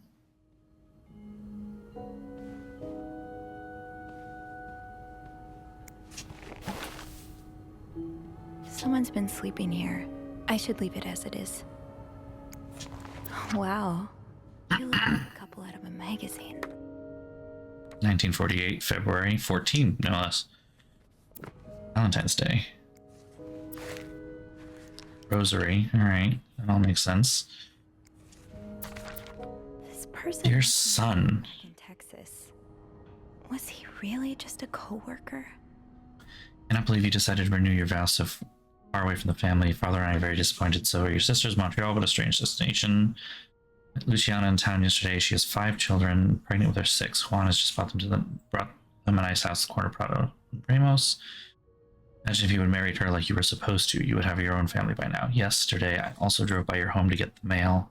So he's leaving. I met a man who was looking for you. I think he is one of your colleagues from work, but I'm not sure. Told him you were in Montreal and would be back next week. When do you come back exactly? You can be back for your uncle's birthday party. I'll make your favorite.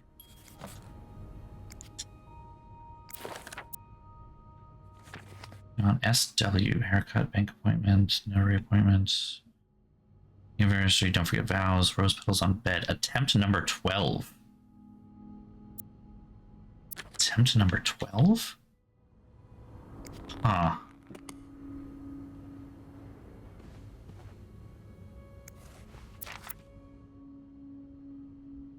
We're listing a daily budget here of some kind. Of expenses.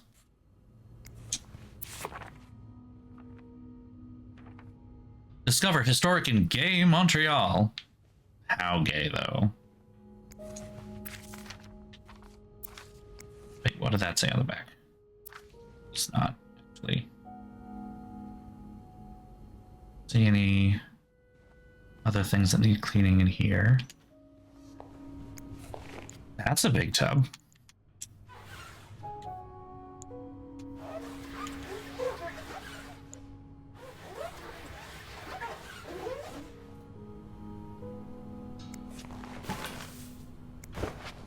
Oh, I left the clean towels on my cart. These are lovely. I wish you'd had more confidence in yourself. So I love you so much. In the day I met you, I always remember the first time I saw you in the beautiful red dress on the, seems like only yesterday 1st, 10 years ago I promised. Hope we can expand our family. You know how important family is to me. Interesting. Huh. Looks like someone tore that note apart, but I'm missing some pieces. I can't make out what's written. How do we do that?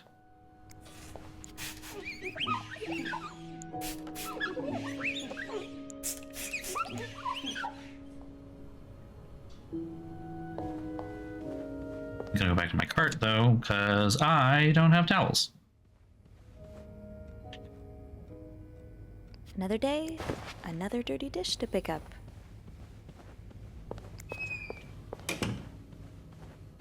Towels, towels, towels, boop. Oh, I left the clean towels on my cart. Wait, but wait, there were no more towels though. Oh no, there was. There's one more. There we go, problem solved. I was like, wait, there are no more towels.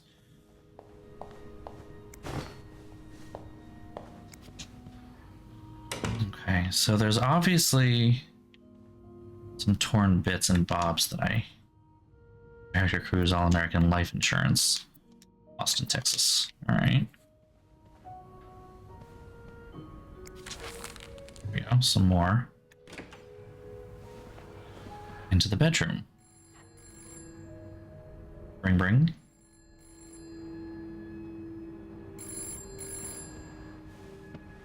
Sophie. Divorce lawyer. Is that what this is? Wait, there's something sticking out of the case. Mrs. Cruz got her personal information stolen. Is Mr. Oh. behind it? SOS 5. Huh.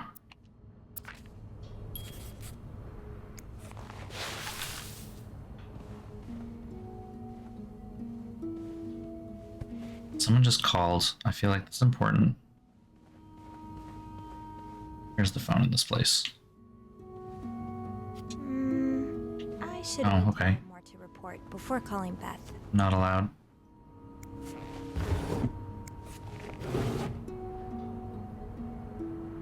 I mean, I was able to go back to the room, It looks like the code is made up to, of 4 letters. I was able to go back and, put the towels in the stalker's room. What are those? And game of hide and seek, Princess Salt, blah, blah, blah, blah, blah. Had to be murder. Murder? Interesting.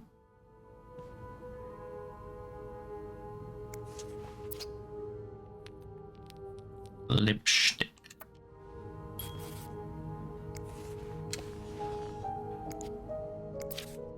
Am I reading this right?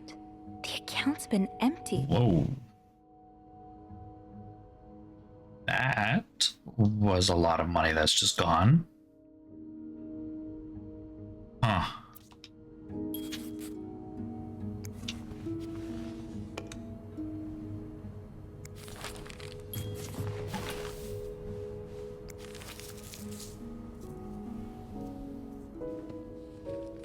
Oh, we're gonna do it right there.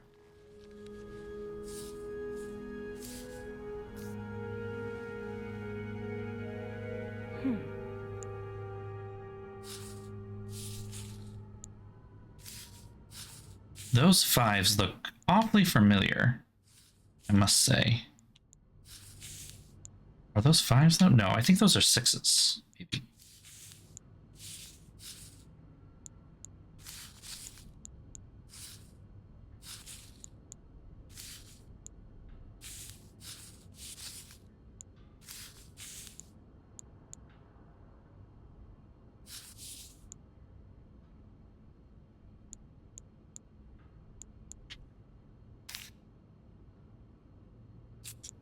Okay.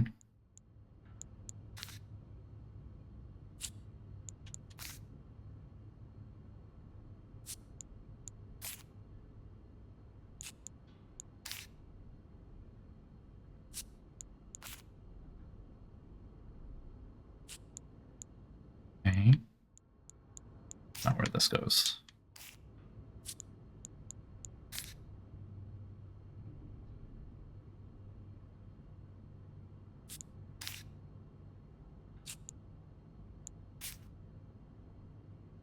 Okay.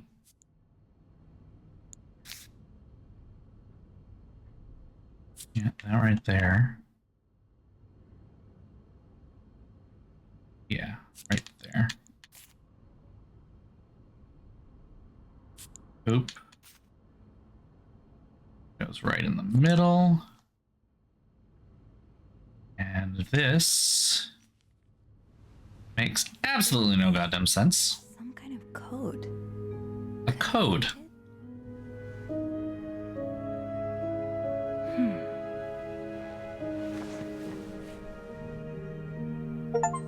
Why did we look at the lamp?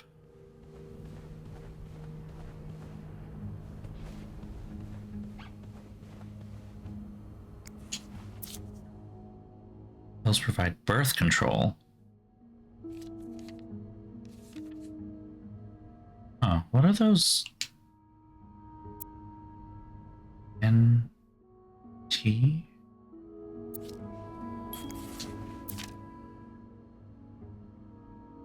Parentheses, what are those for?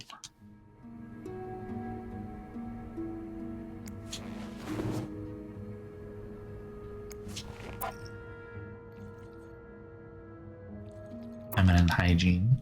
Alright, fine. This looks right up Andrew's alley. I wonder if he's read this one. Okay.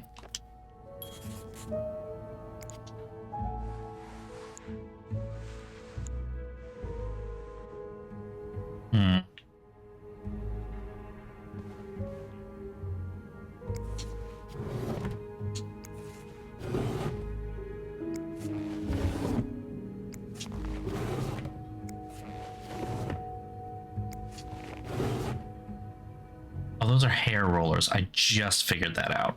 Wow, that took way too long. I literally looked at them when we first started being like, what the hell are those? Now I'm like, Jesus.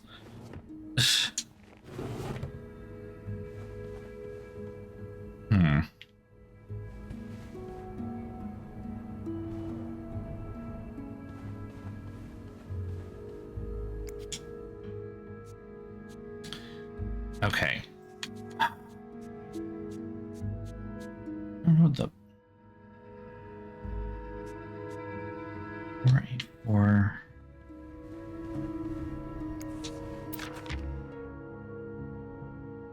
So S is equals, 5 is O, W is 8, or 8 is W. That gives me something.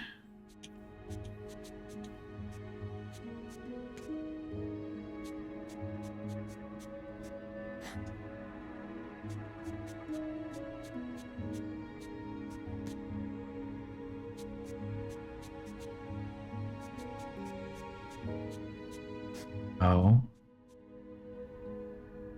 This is S. That yarn map Mr. Morgan has on the wall of 505. Weren't there some peculiar doodles? Symbols, maybe. Hold on, there's more here. I don't know what that means here. Those aren't N and T. N is G and T is P. I don't know if that one actually matters.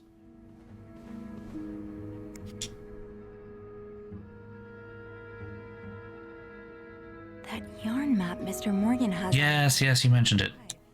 Weren't there some peculiar doodles? Symbols, maybe.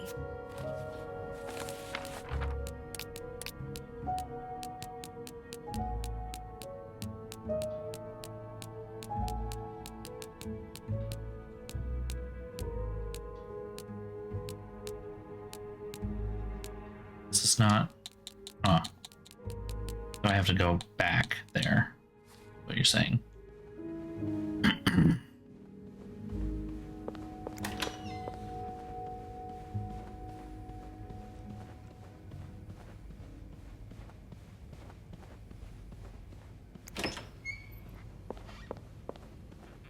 I forgot to turn off the TV. The storm must be getting worse. I hope Mom's not too bored without her TV shows. There we go. Okay, I'm gonna take a quick. Oh, enter selection mode. Hold on. Yes, these are part of the same set. I think I can use this. Yes, these are part of the same set. I think I can use this.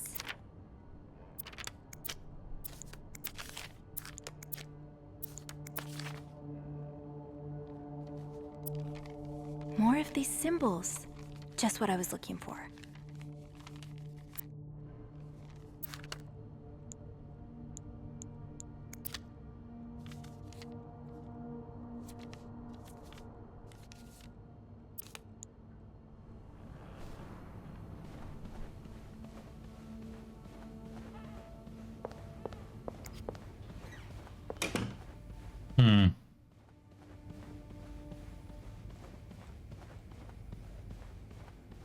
Did she remember these, or? For those symbols.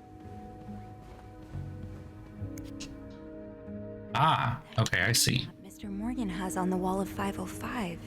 Weren't there some peculiar doodles? Oh, these symbols match some. That's one of the symbols. Can I flip this around? Come on. Yes, these are part of the same set. More of these symbols. Just what I was looking for. Okay. This can create like a little guide over here.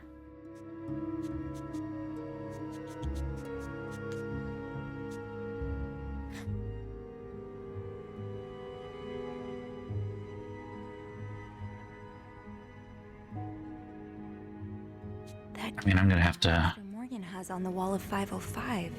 Weren't there some peculiar doodles? Symbols, maybe.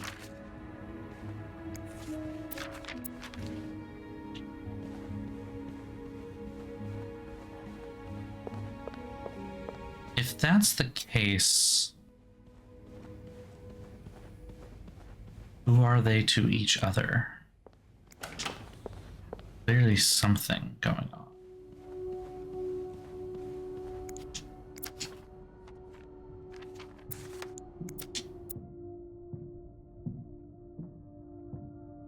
Yes, these are part of the same set. I think I can use this.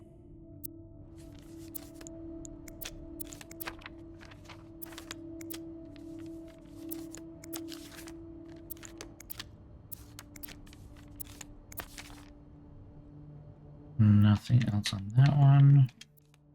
Okay.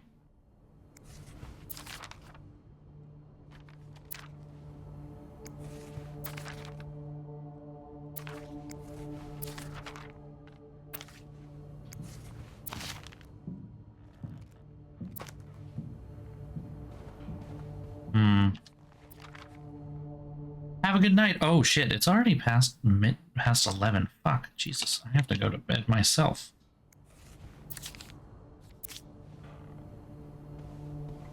I have a very important day tomorrow.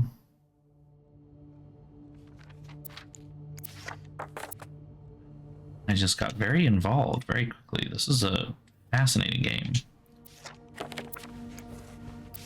I already looked at the back of that.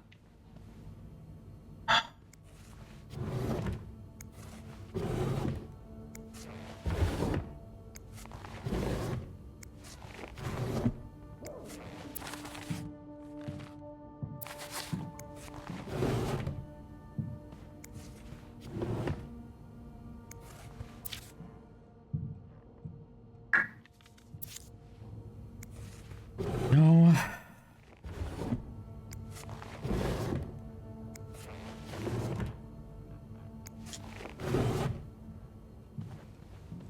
Huh. He just keeps talking about the map on the wall, but I didn't see anything else from it. Oop. Fuck up the thing here. Anything?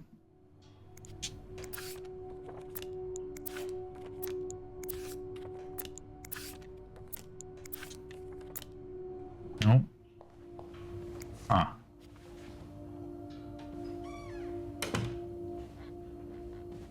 I mean, it might be one of those things where I don't get to see everything yet.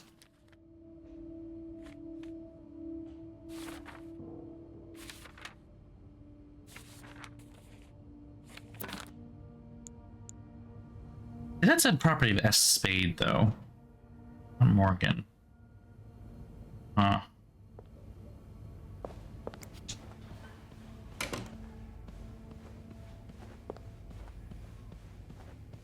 Yes, no, don't worry, my clock is right. It is 11:15, but yeah, I was trying to say it's close to 11. That was the thing I was trying to get at, but yeah, I kind of flopped on that one myself. You are correct. Sam Spade is a detective. Maybe that's just part of the alias, right? L.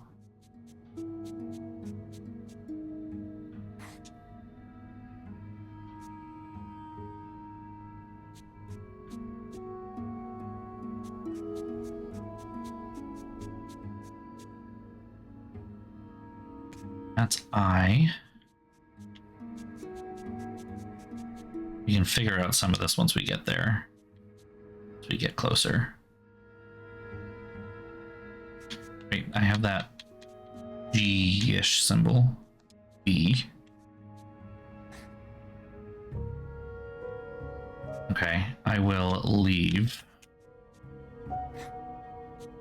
roses.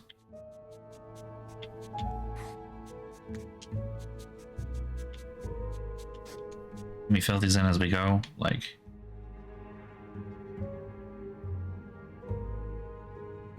IR?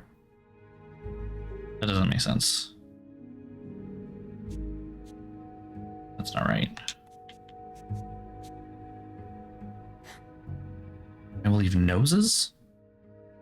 Doesn't make sense either. That can't be S, that's why.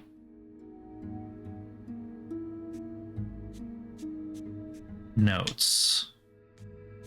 Ah, I will leave notes in the vent next to... hold on. Next to...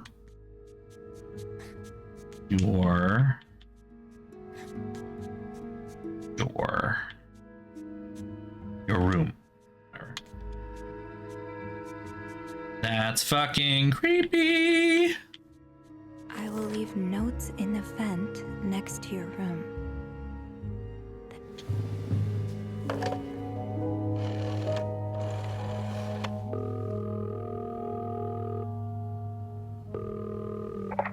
Clarington Hotel reception desk, Beth speaking.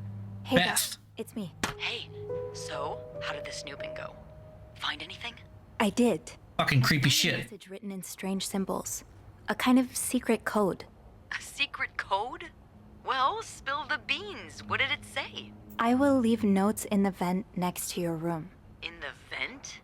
Who the hell does that? I don't know, but whoever the message was intended for went through a lot of trouble to hide it. It was torn in 12 pieces and scattered in 3 different trash cans. So the cruises are keeping secrets from each other. Do you think one of them's having an affair? I do think it is blackmail. All that money? No, it really looks like blackmail. Blackmail? What makes you say that?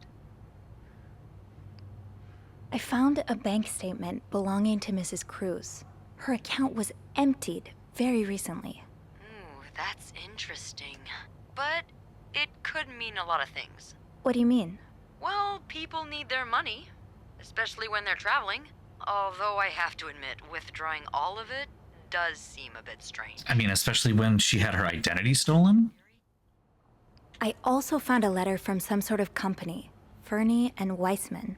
It mentions a security breach. Targeting the cruises? Just the wife. It seems some of her private information was stolen by someone. A large withdrawal and a security breach? Now you're picking up what I'm putting down, Beth. Maybe they got something on Mrs. Cruz. Something so bad she had to empty her bank account just to shut them up. Yeah. And why do I get the feeling it's an illegitimate daughter? It could be Lindsay. Do you think who lives in Vermont?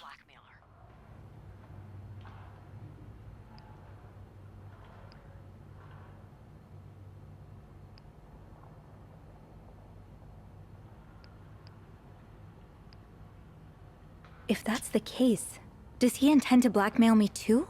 Oh, merde. That's possible. I don't know. The possibility that he was hired. I'll think about it. What I know for sure is I should go and have a look at the vent that's mentioned in the message. Yeah, good idea, Bean. Bean? I'm about to go on break, so if you need my help again, just ask Andrew to patch you through to the break room. All right. Enjoy your break. Oh, I will.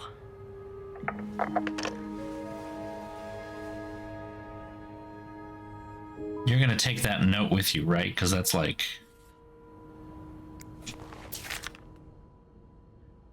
Can't keep this. Definitely throwing that away, though. Not keeping that. Like, no. Absolutely not, you know? Like...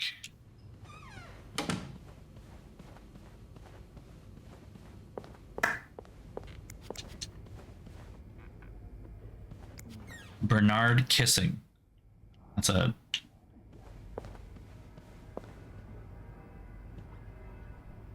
The vent next to your room?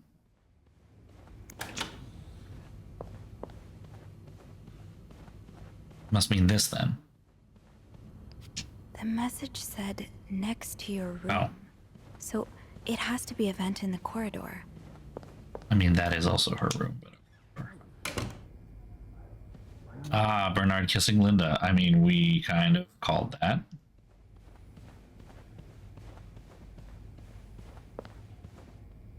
There are no vents in the hallway, though. What?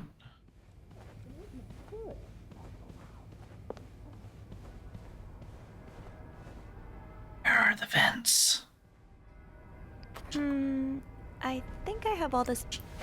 Ah, that's not quite next to, but okay.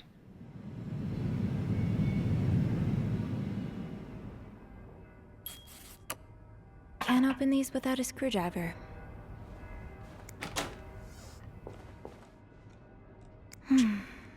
I've never seen two. Eugene's a pro at fixing the fuse box whenever there's a power outage. Oh, Eugene. I had no idea. No.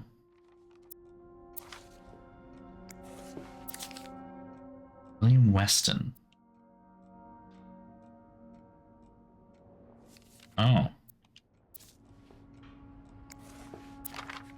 It sounds like Eugene asked Bernard to stop opposing the construction of the new psychiatric hospital.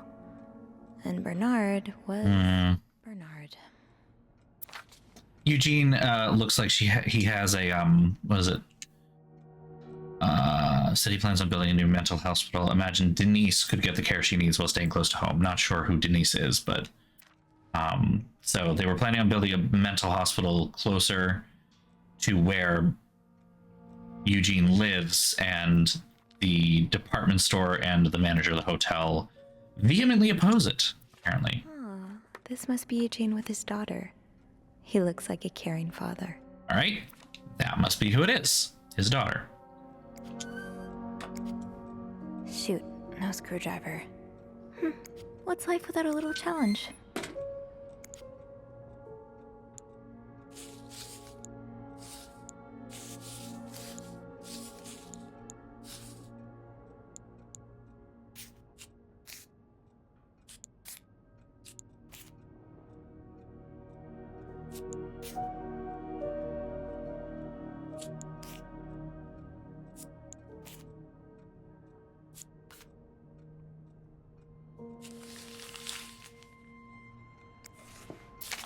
Bernard tells me there's a cold draft coming from his window and it's turning his office. Bernard's office right now. Or freezer. Okay, fixing this should be your highest priority today. Alright. Again, throw it away. Don't leave evidence behind of the everything. But we need to find a screwdriver. Oh. Means I have to go downstairs and find a screwdriver?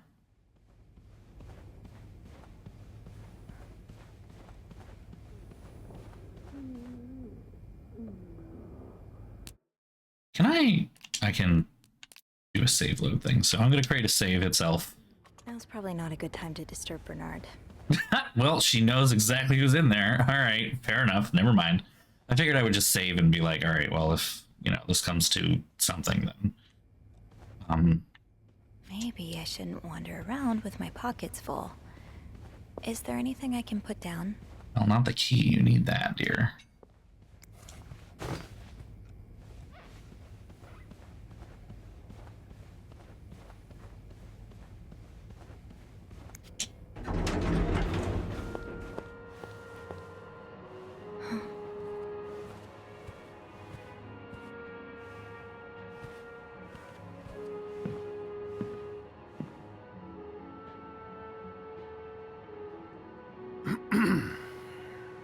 It's, Miss Belivet, isn't it? What? Oh, Roy. Oh, right.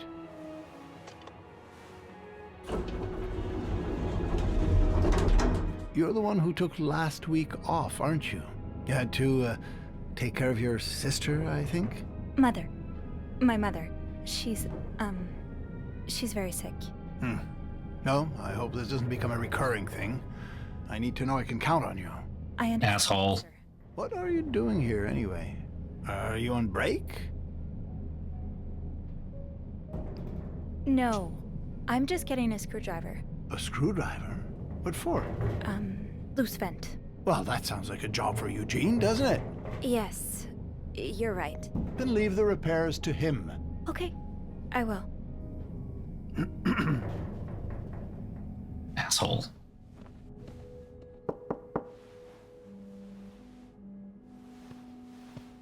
Well, don't you look mischievous. Hey, Bean.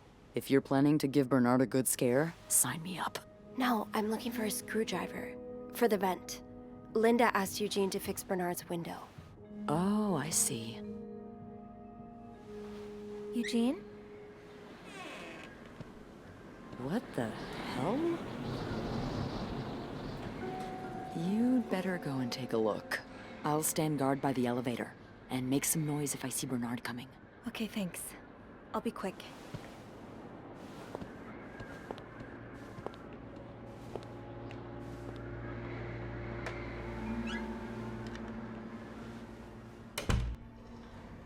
This is some weird shit.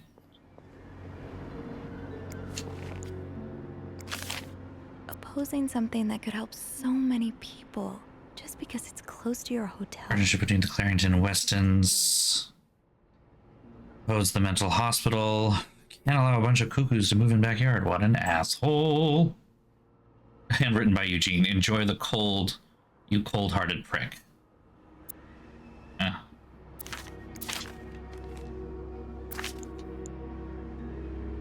Aha!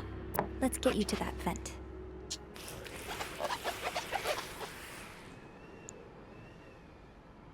Why don't I just throw that away? With this blizzard, Bernard's office will be a skating rink by the end of the day. Best to avoid that. Need to remember I'm not actually here to clean this room. Kinda wish I worked here when Raymond was in charge. Sounds like the hotel was very different back then. Well, just look at these distinguished gentlemen. And a young Bernard. What can we learn about the hotel from the snooping of the files? I know we are putting a ton of trust in Beth. You are fair. I love her, but I don't know anything about her other than the fact that I love her. This does not look like a nice brotherly check-in. I had no idea things were this bad between Bernard and Raymond. In my part, I got you out of jail and have ensured the news of your deviant ways would not leak. Oh. Work relentlessly the past years to Clarence into its former glory. Great challenge in this poor state. Interesting. Bernard took over room 602. Eugene fixed radio. Call Weston's office. Mrs. Drake. I'm charged about cost overruns Weston's office. Decide winner for employee of the month reward. Let me close the thing. Let me close the thing.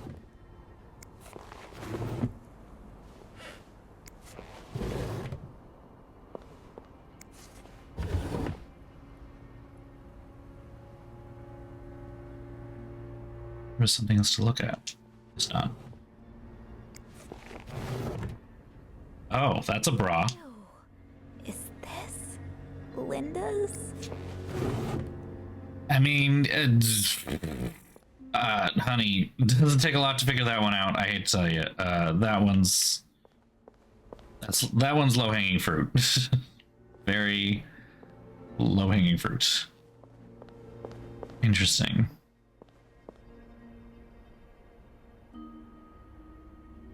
She very well could be evil. You are correct. That's a non-zero chance. I feel like there's something else in this room that I'm not seeing.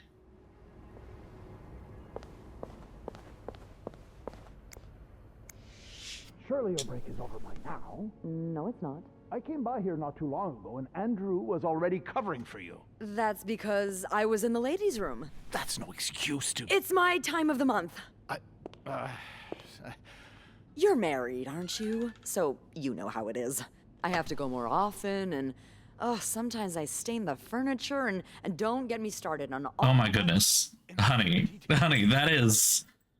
Miss Belivet, what were you doing in my office? He keeps calling me Miss Belivet. I was simply closing the door. Someone left it ajar. Huh. Must have been Eugene. Well, don't you have work to do? Yes, sir. Then get to it.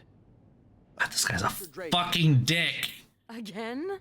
God, he just can't get enough of me, can he? Just indulge him. Apologize one more time for Friday's mishap. Do whatever needs to be done. We cannot afford to lose such loyal guests. Okay, fine.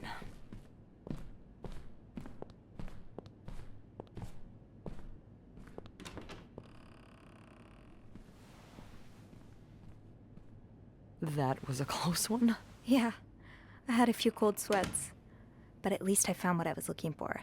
Good. Well, if you need me, I'll be attending to the whims and worries of our entitled guests. Don't be a stranger. Wow. All right, before we go up to the elevator, this is the time for me to hit the save button. It is now past 11 o'clock. I very much need to make sure I actually save, so save and go to bed. Yeah, that worked, okay. Your game was saved 7 seconds ago. Yeah, I know. Don't worry. Yeah, I know. This is interesting. I am... Ooh, and then I got a crashed fatal error. Cool. That's cool. Cool. Excuse me. Anyway, that is it for the stream for today. What an interesting start. What a terribly interesting little game. According to the thing, it said I'm 45% of the way through, so we have an idea of how long it will take. You know, I'm gonna try and be back on Thursday. Thursday's another busy day for me, but it's gonna be easier for me to come and stream and everything, so that'll probably be fine. But yeah, this is a cool game so far. I'm liking it already. And like I mentioned before, the cinematography alone is just excellent. Like, my biggest gripe so far are the animations. They're a bit stiff. They're like stiff at best and like weirdly overly deliberate other times. The voice to lip sync thing is not going great, I have to admit. You know, sometimes you just gotta look away from their lips and it'll be fine. On some level, there's a part of me that appreciates the whole like collecting clues kind of a thing, and it like showing up in the like in the interface. The interface is terrible for, you know, actually looking at all the clues, but I'm not a huge fan of the fact that it only collects the text from them. Because then it makes me like, you know, oh, you know, I remember seeing some weird symbols on the map, and I'm like, okay, so, you know, let me pull it up in the clue thing. No, you got to go back physically and look at the map again. And even when you like focused in and said, oh, this is the thing, like it doesn't show up in the clues thing, it shows up in that particular puzzle. And it was also kind of frustrating that like you figure out that puzzle and you can't keep it. I'll be interested to see when we pick up the next note, which I'm assuming is also going to be in code, what is filled out for the code, right? Because, you know, I didn't find the answer to every single letter. I made some judgment calls past that point to figure out, like, what does this actually say? And I'm kind of hoping that what I figured out will translate over onto the little key, because I'm not going to be able to remember that, which is why I wanted to take that note with me instead of just throwing it away. I kind of like the idea of, like, you know, even just doing your job will get noticed. You know, the fact that I walked into the stalker's room and saw that he had the pictures of me, but, you know, I have to clean the room anyway, which means he'll know that I was there, and therefore he knows that I will have seen it. Like, oh, that's creepy. That's weird. And you can pick, you know, to throw out things, which might affect how things go. I do kind of sit here and wonder if it was a good idea to not throw out what the pictures of Beth. I'm kind of ignoring that and like thinking it's fine. We'll see, I suppose. I don't know. It's interesting. It's interesting so far. I'm liking this. I'm liking how there's all these kind of intertwining bits and bobs. And I'm kind of hoping there's going to be more moments like there were with Wendy, right? Because we just found out some interesting things about Eugene, right? Where his daughter needs mental health treatment, and, you know, he's angry at the manager for opposing it, and I feel like I kind of protected him a little bit by throwing away that letter so that he doesn't get blamed, he doesn't get fired, right? He lets him keep his job. And maybe at some point it'll be a way to connect with him and, you know, offer some comfort that might help win him as an ally in some ways, right? I'm really loving the whole thing with Beth. I love the idea of having like a person that you bounce ideas off of. I'm assuming, you know, because you got to choose between Beth and what's his face, you get the other one, right? And it seems kind of like you choose between them, and that's going to also be your potential love interest. Whether or not you flirt with them is kind of up to you. I do kind of like the fact that there is kind of that heavy focus on what used to be considered deviant behavior, And that, like, now in the modern day, we look at that and we're like, that's not bad. And it's kind of taking a bit of a tack of, you know, people existed back then too, even when it was quote unquote deviant, and it wasn't that uncommon. You know, it wasn't less common than it is now. It's just they had to hide it more. So I'm kind of liking that kind of through line that we're seeing. It's mostly right now with homosexuality. You know, I think mental health is kind of starting to work into it a little bit. I'm getting the sense that, and the fact that, like, you know, the most homophobic and ableist person in the game so far, Bernard, the hotel manager, who I assume owns part of the hotel, right? The fact that he is cheating on his wife with the governess, Linda, and it's like not very well hidden. It's like, it's just nailing it home. Like, hit dogs holler, right? It's like, if you're complaining about deviant behavior, maybe you should check yourself first. Maybe you should do that first. Anyway, that's it for tonight. Thank you all for joining. This has been a great stream where we don't talk about the thing. I hope everyone has a good night.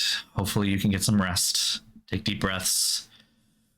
Somehow we're going to make it through this. Whatever happens, I still don't know. Yeah, no matter what, I have an interview tomorrow. It's going to be a good one. And we'll be back on Thursday to finish some more, hopefully to finish, but to play some more This Bed We Made. I am terribly interested by this game. I'm very much looking forward to continuing to play. So, yeah. Hopefully I'll see you all on Thursday. Have a good night, everyone. Take care, deep breaths, and sleep well. Bye-bye.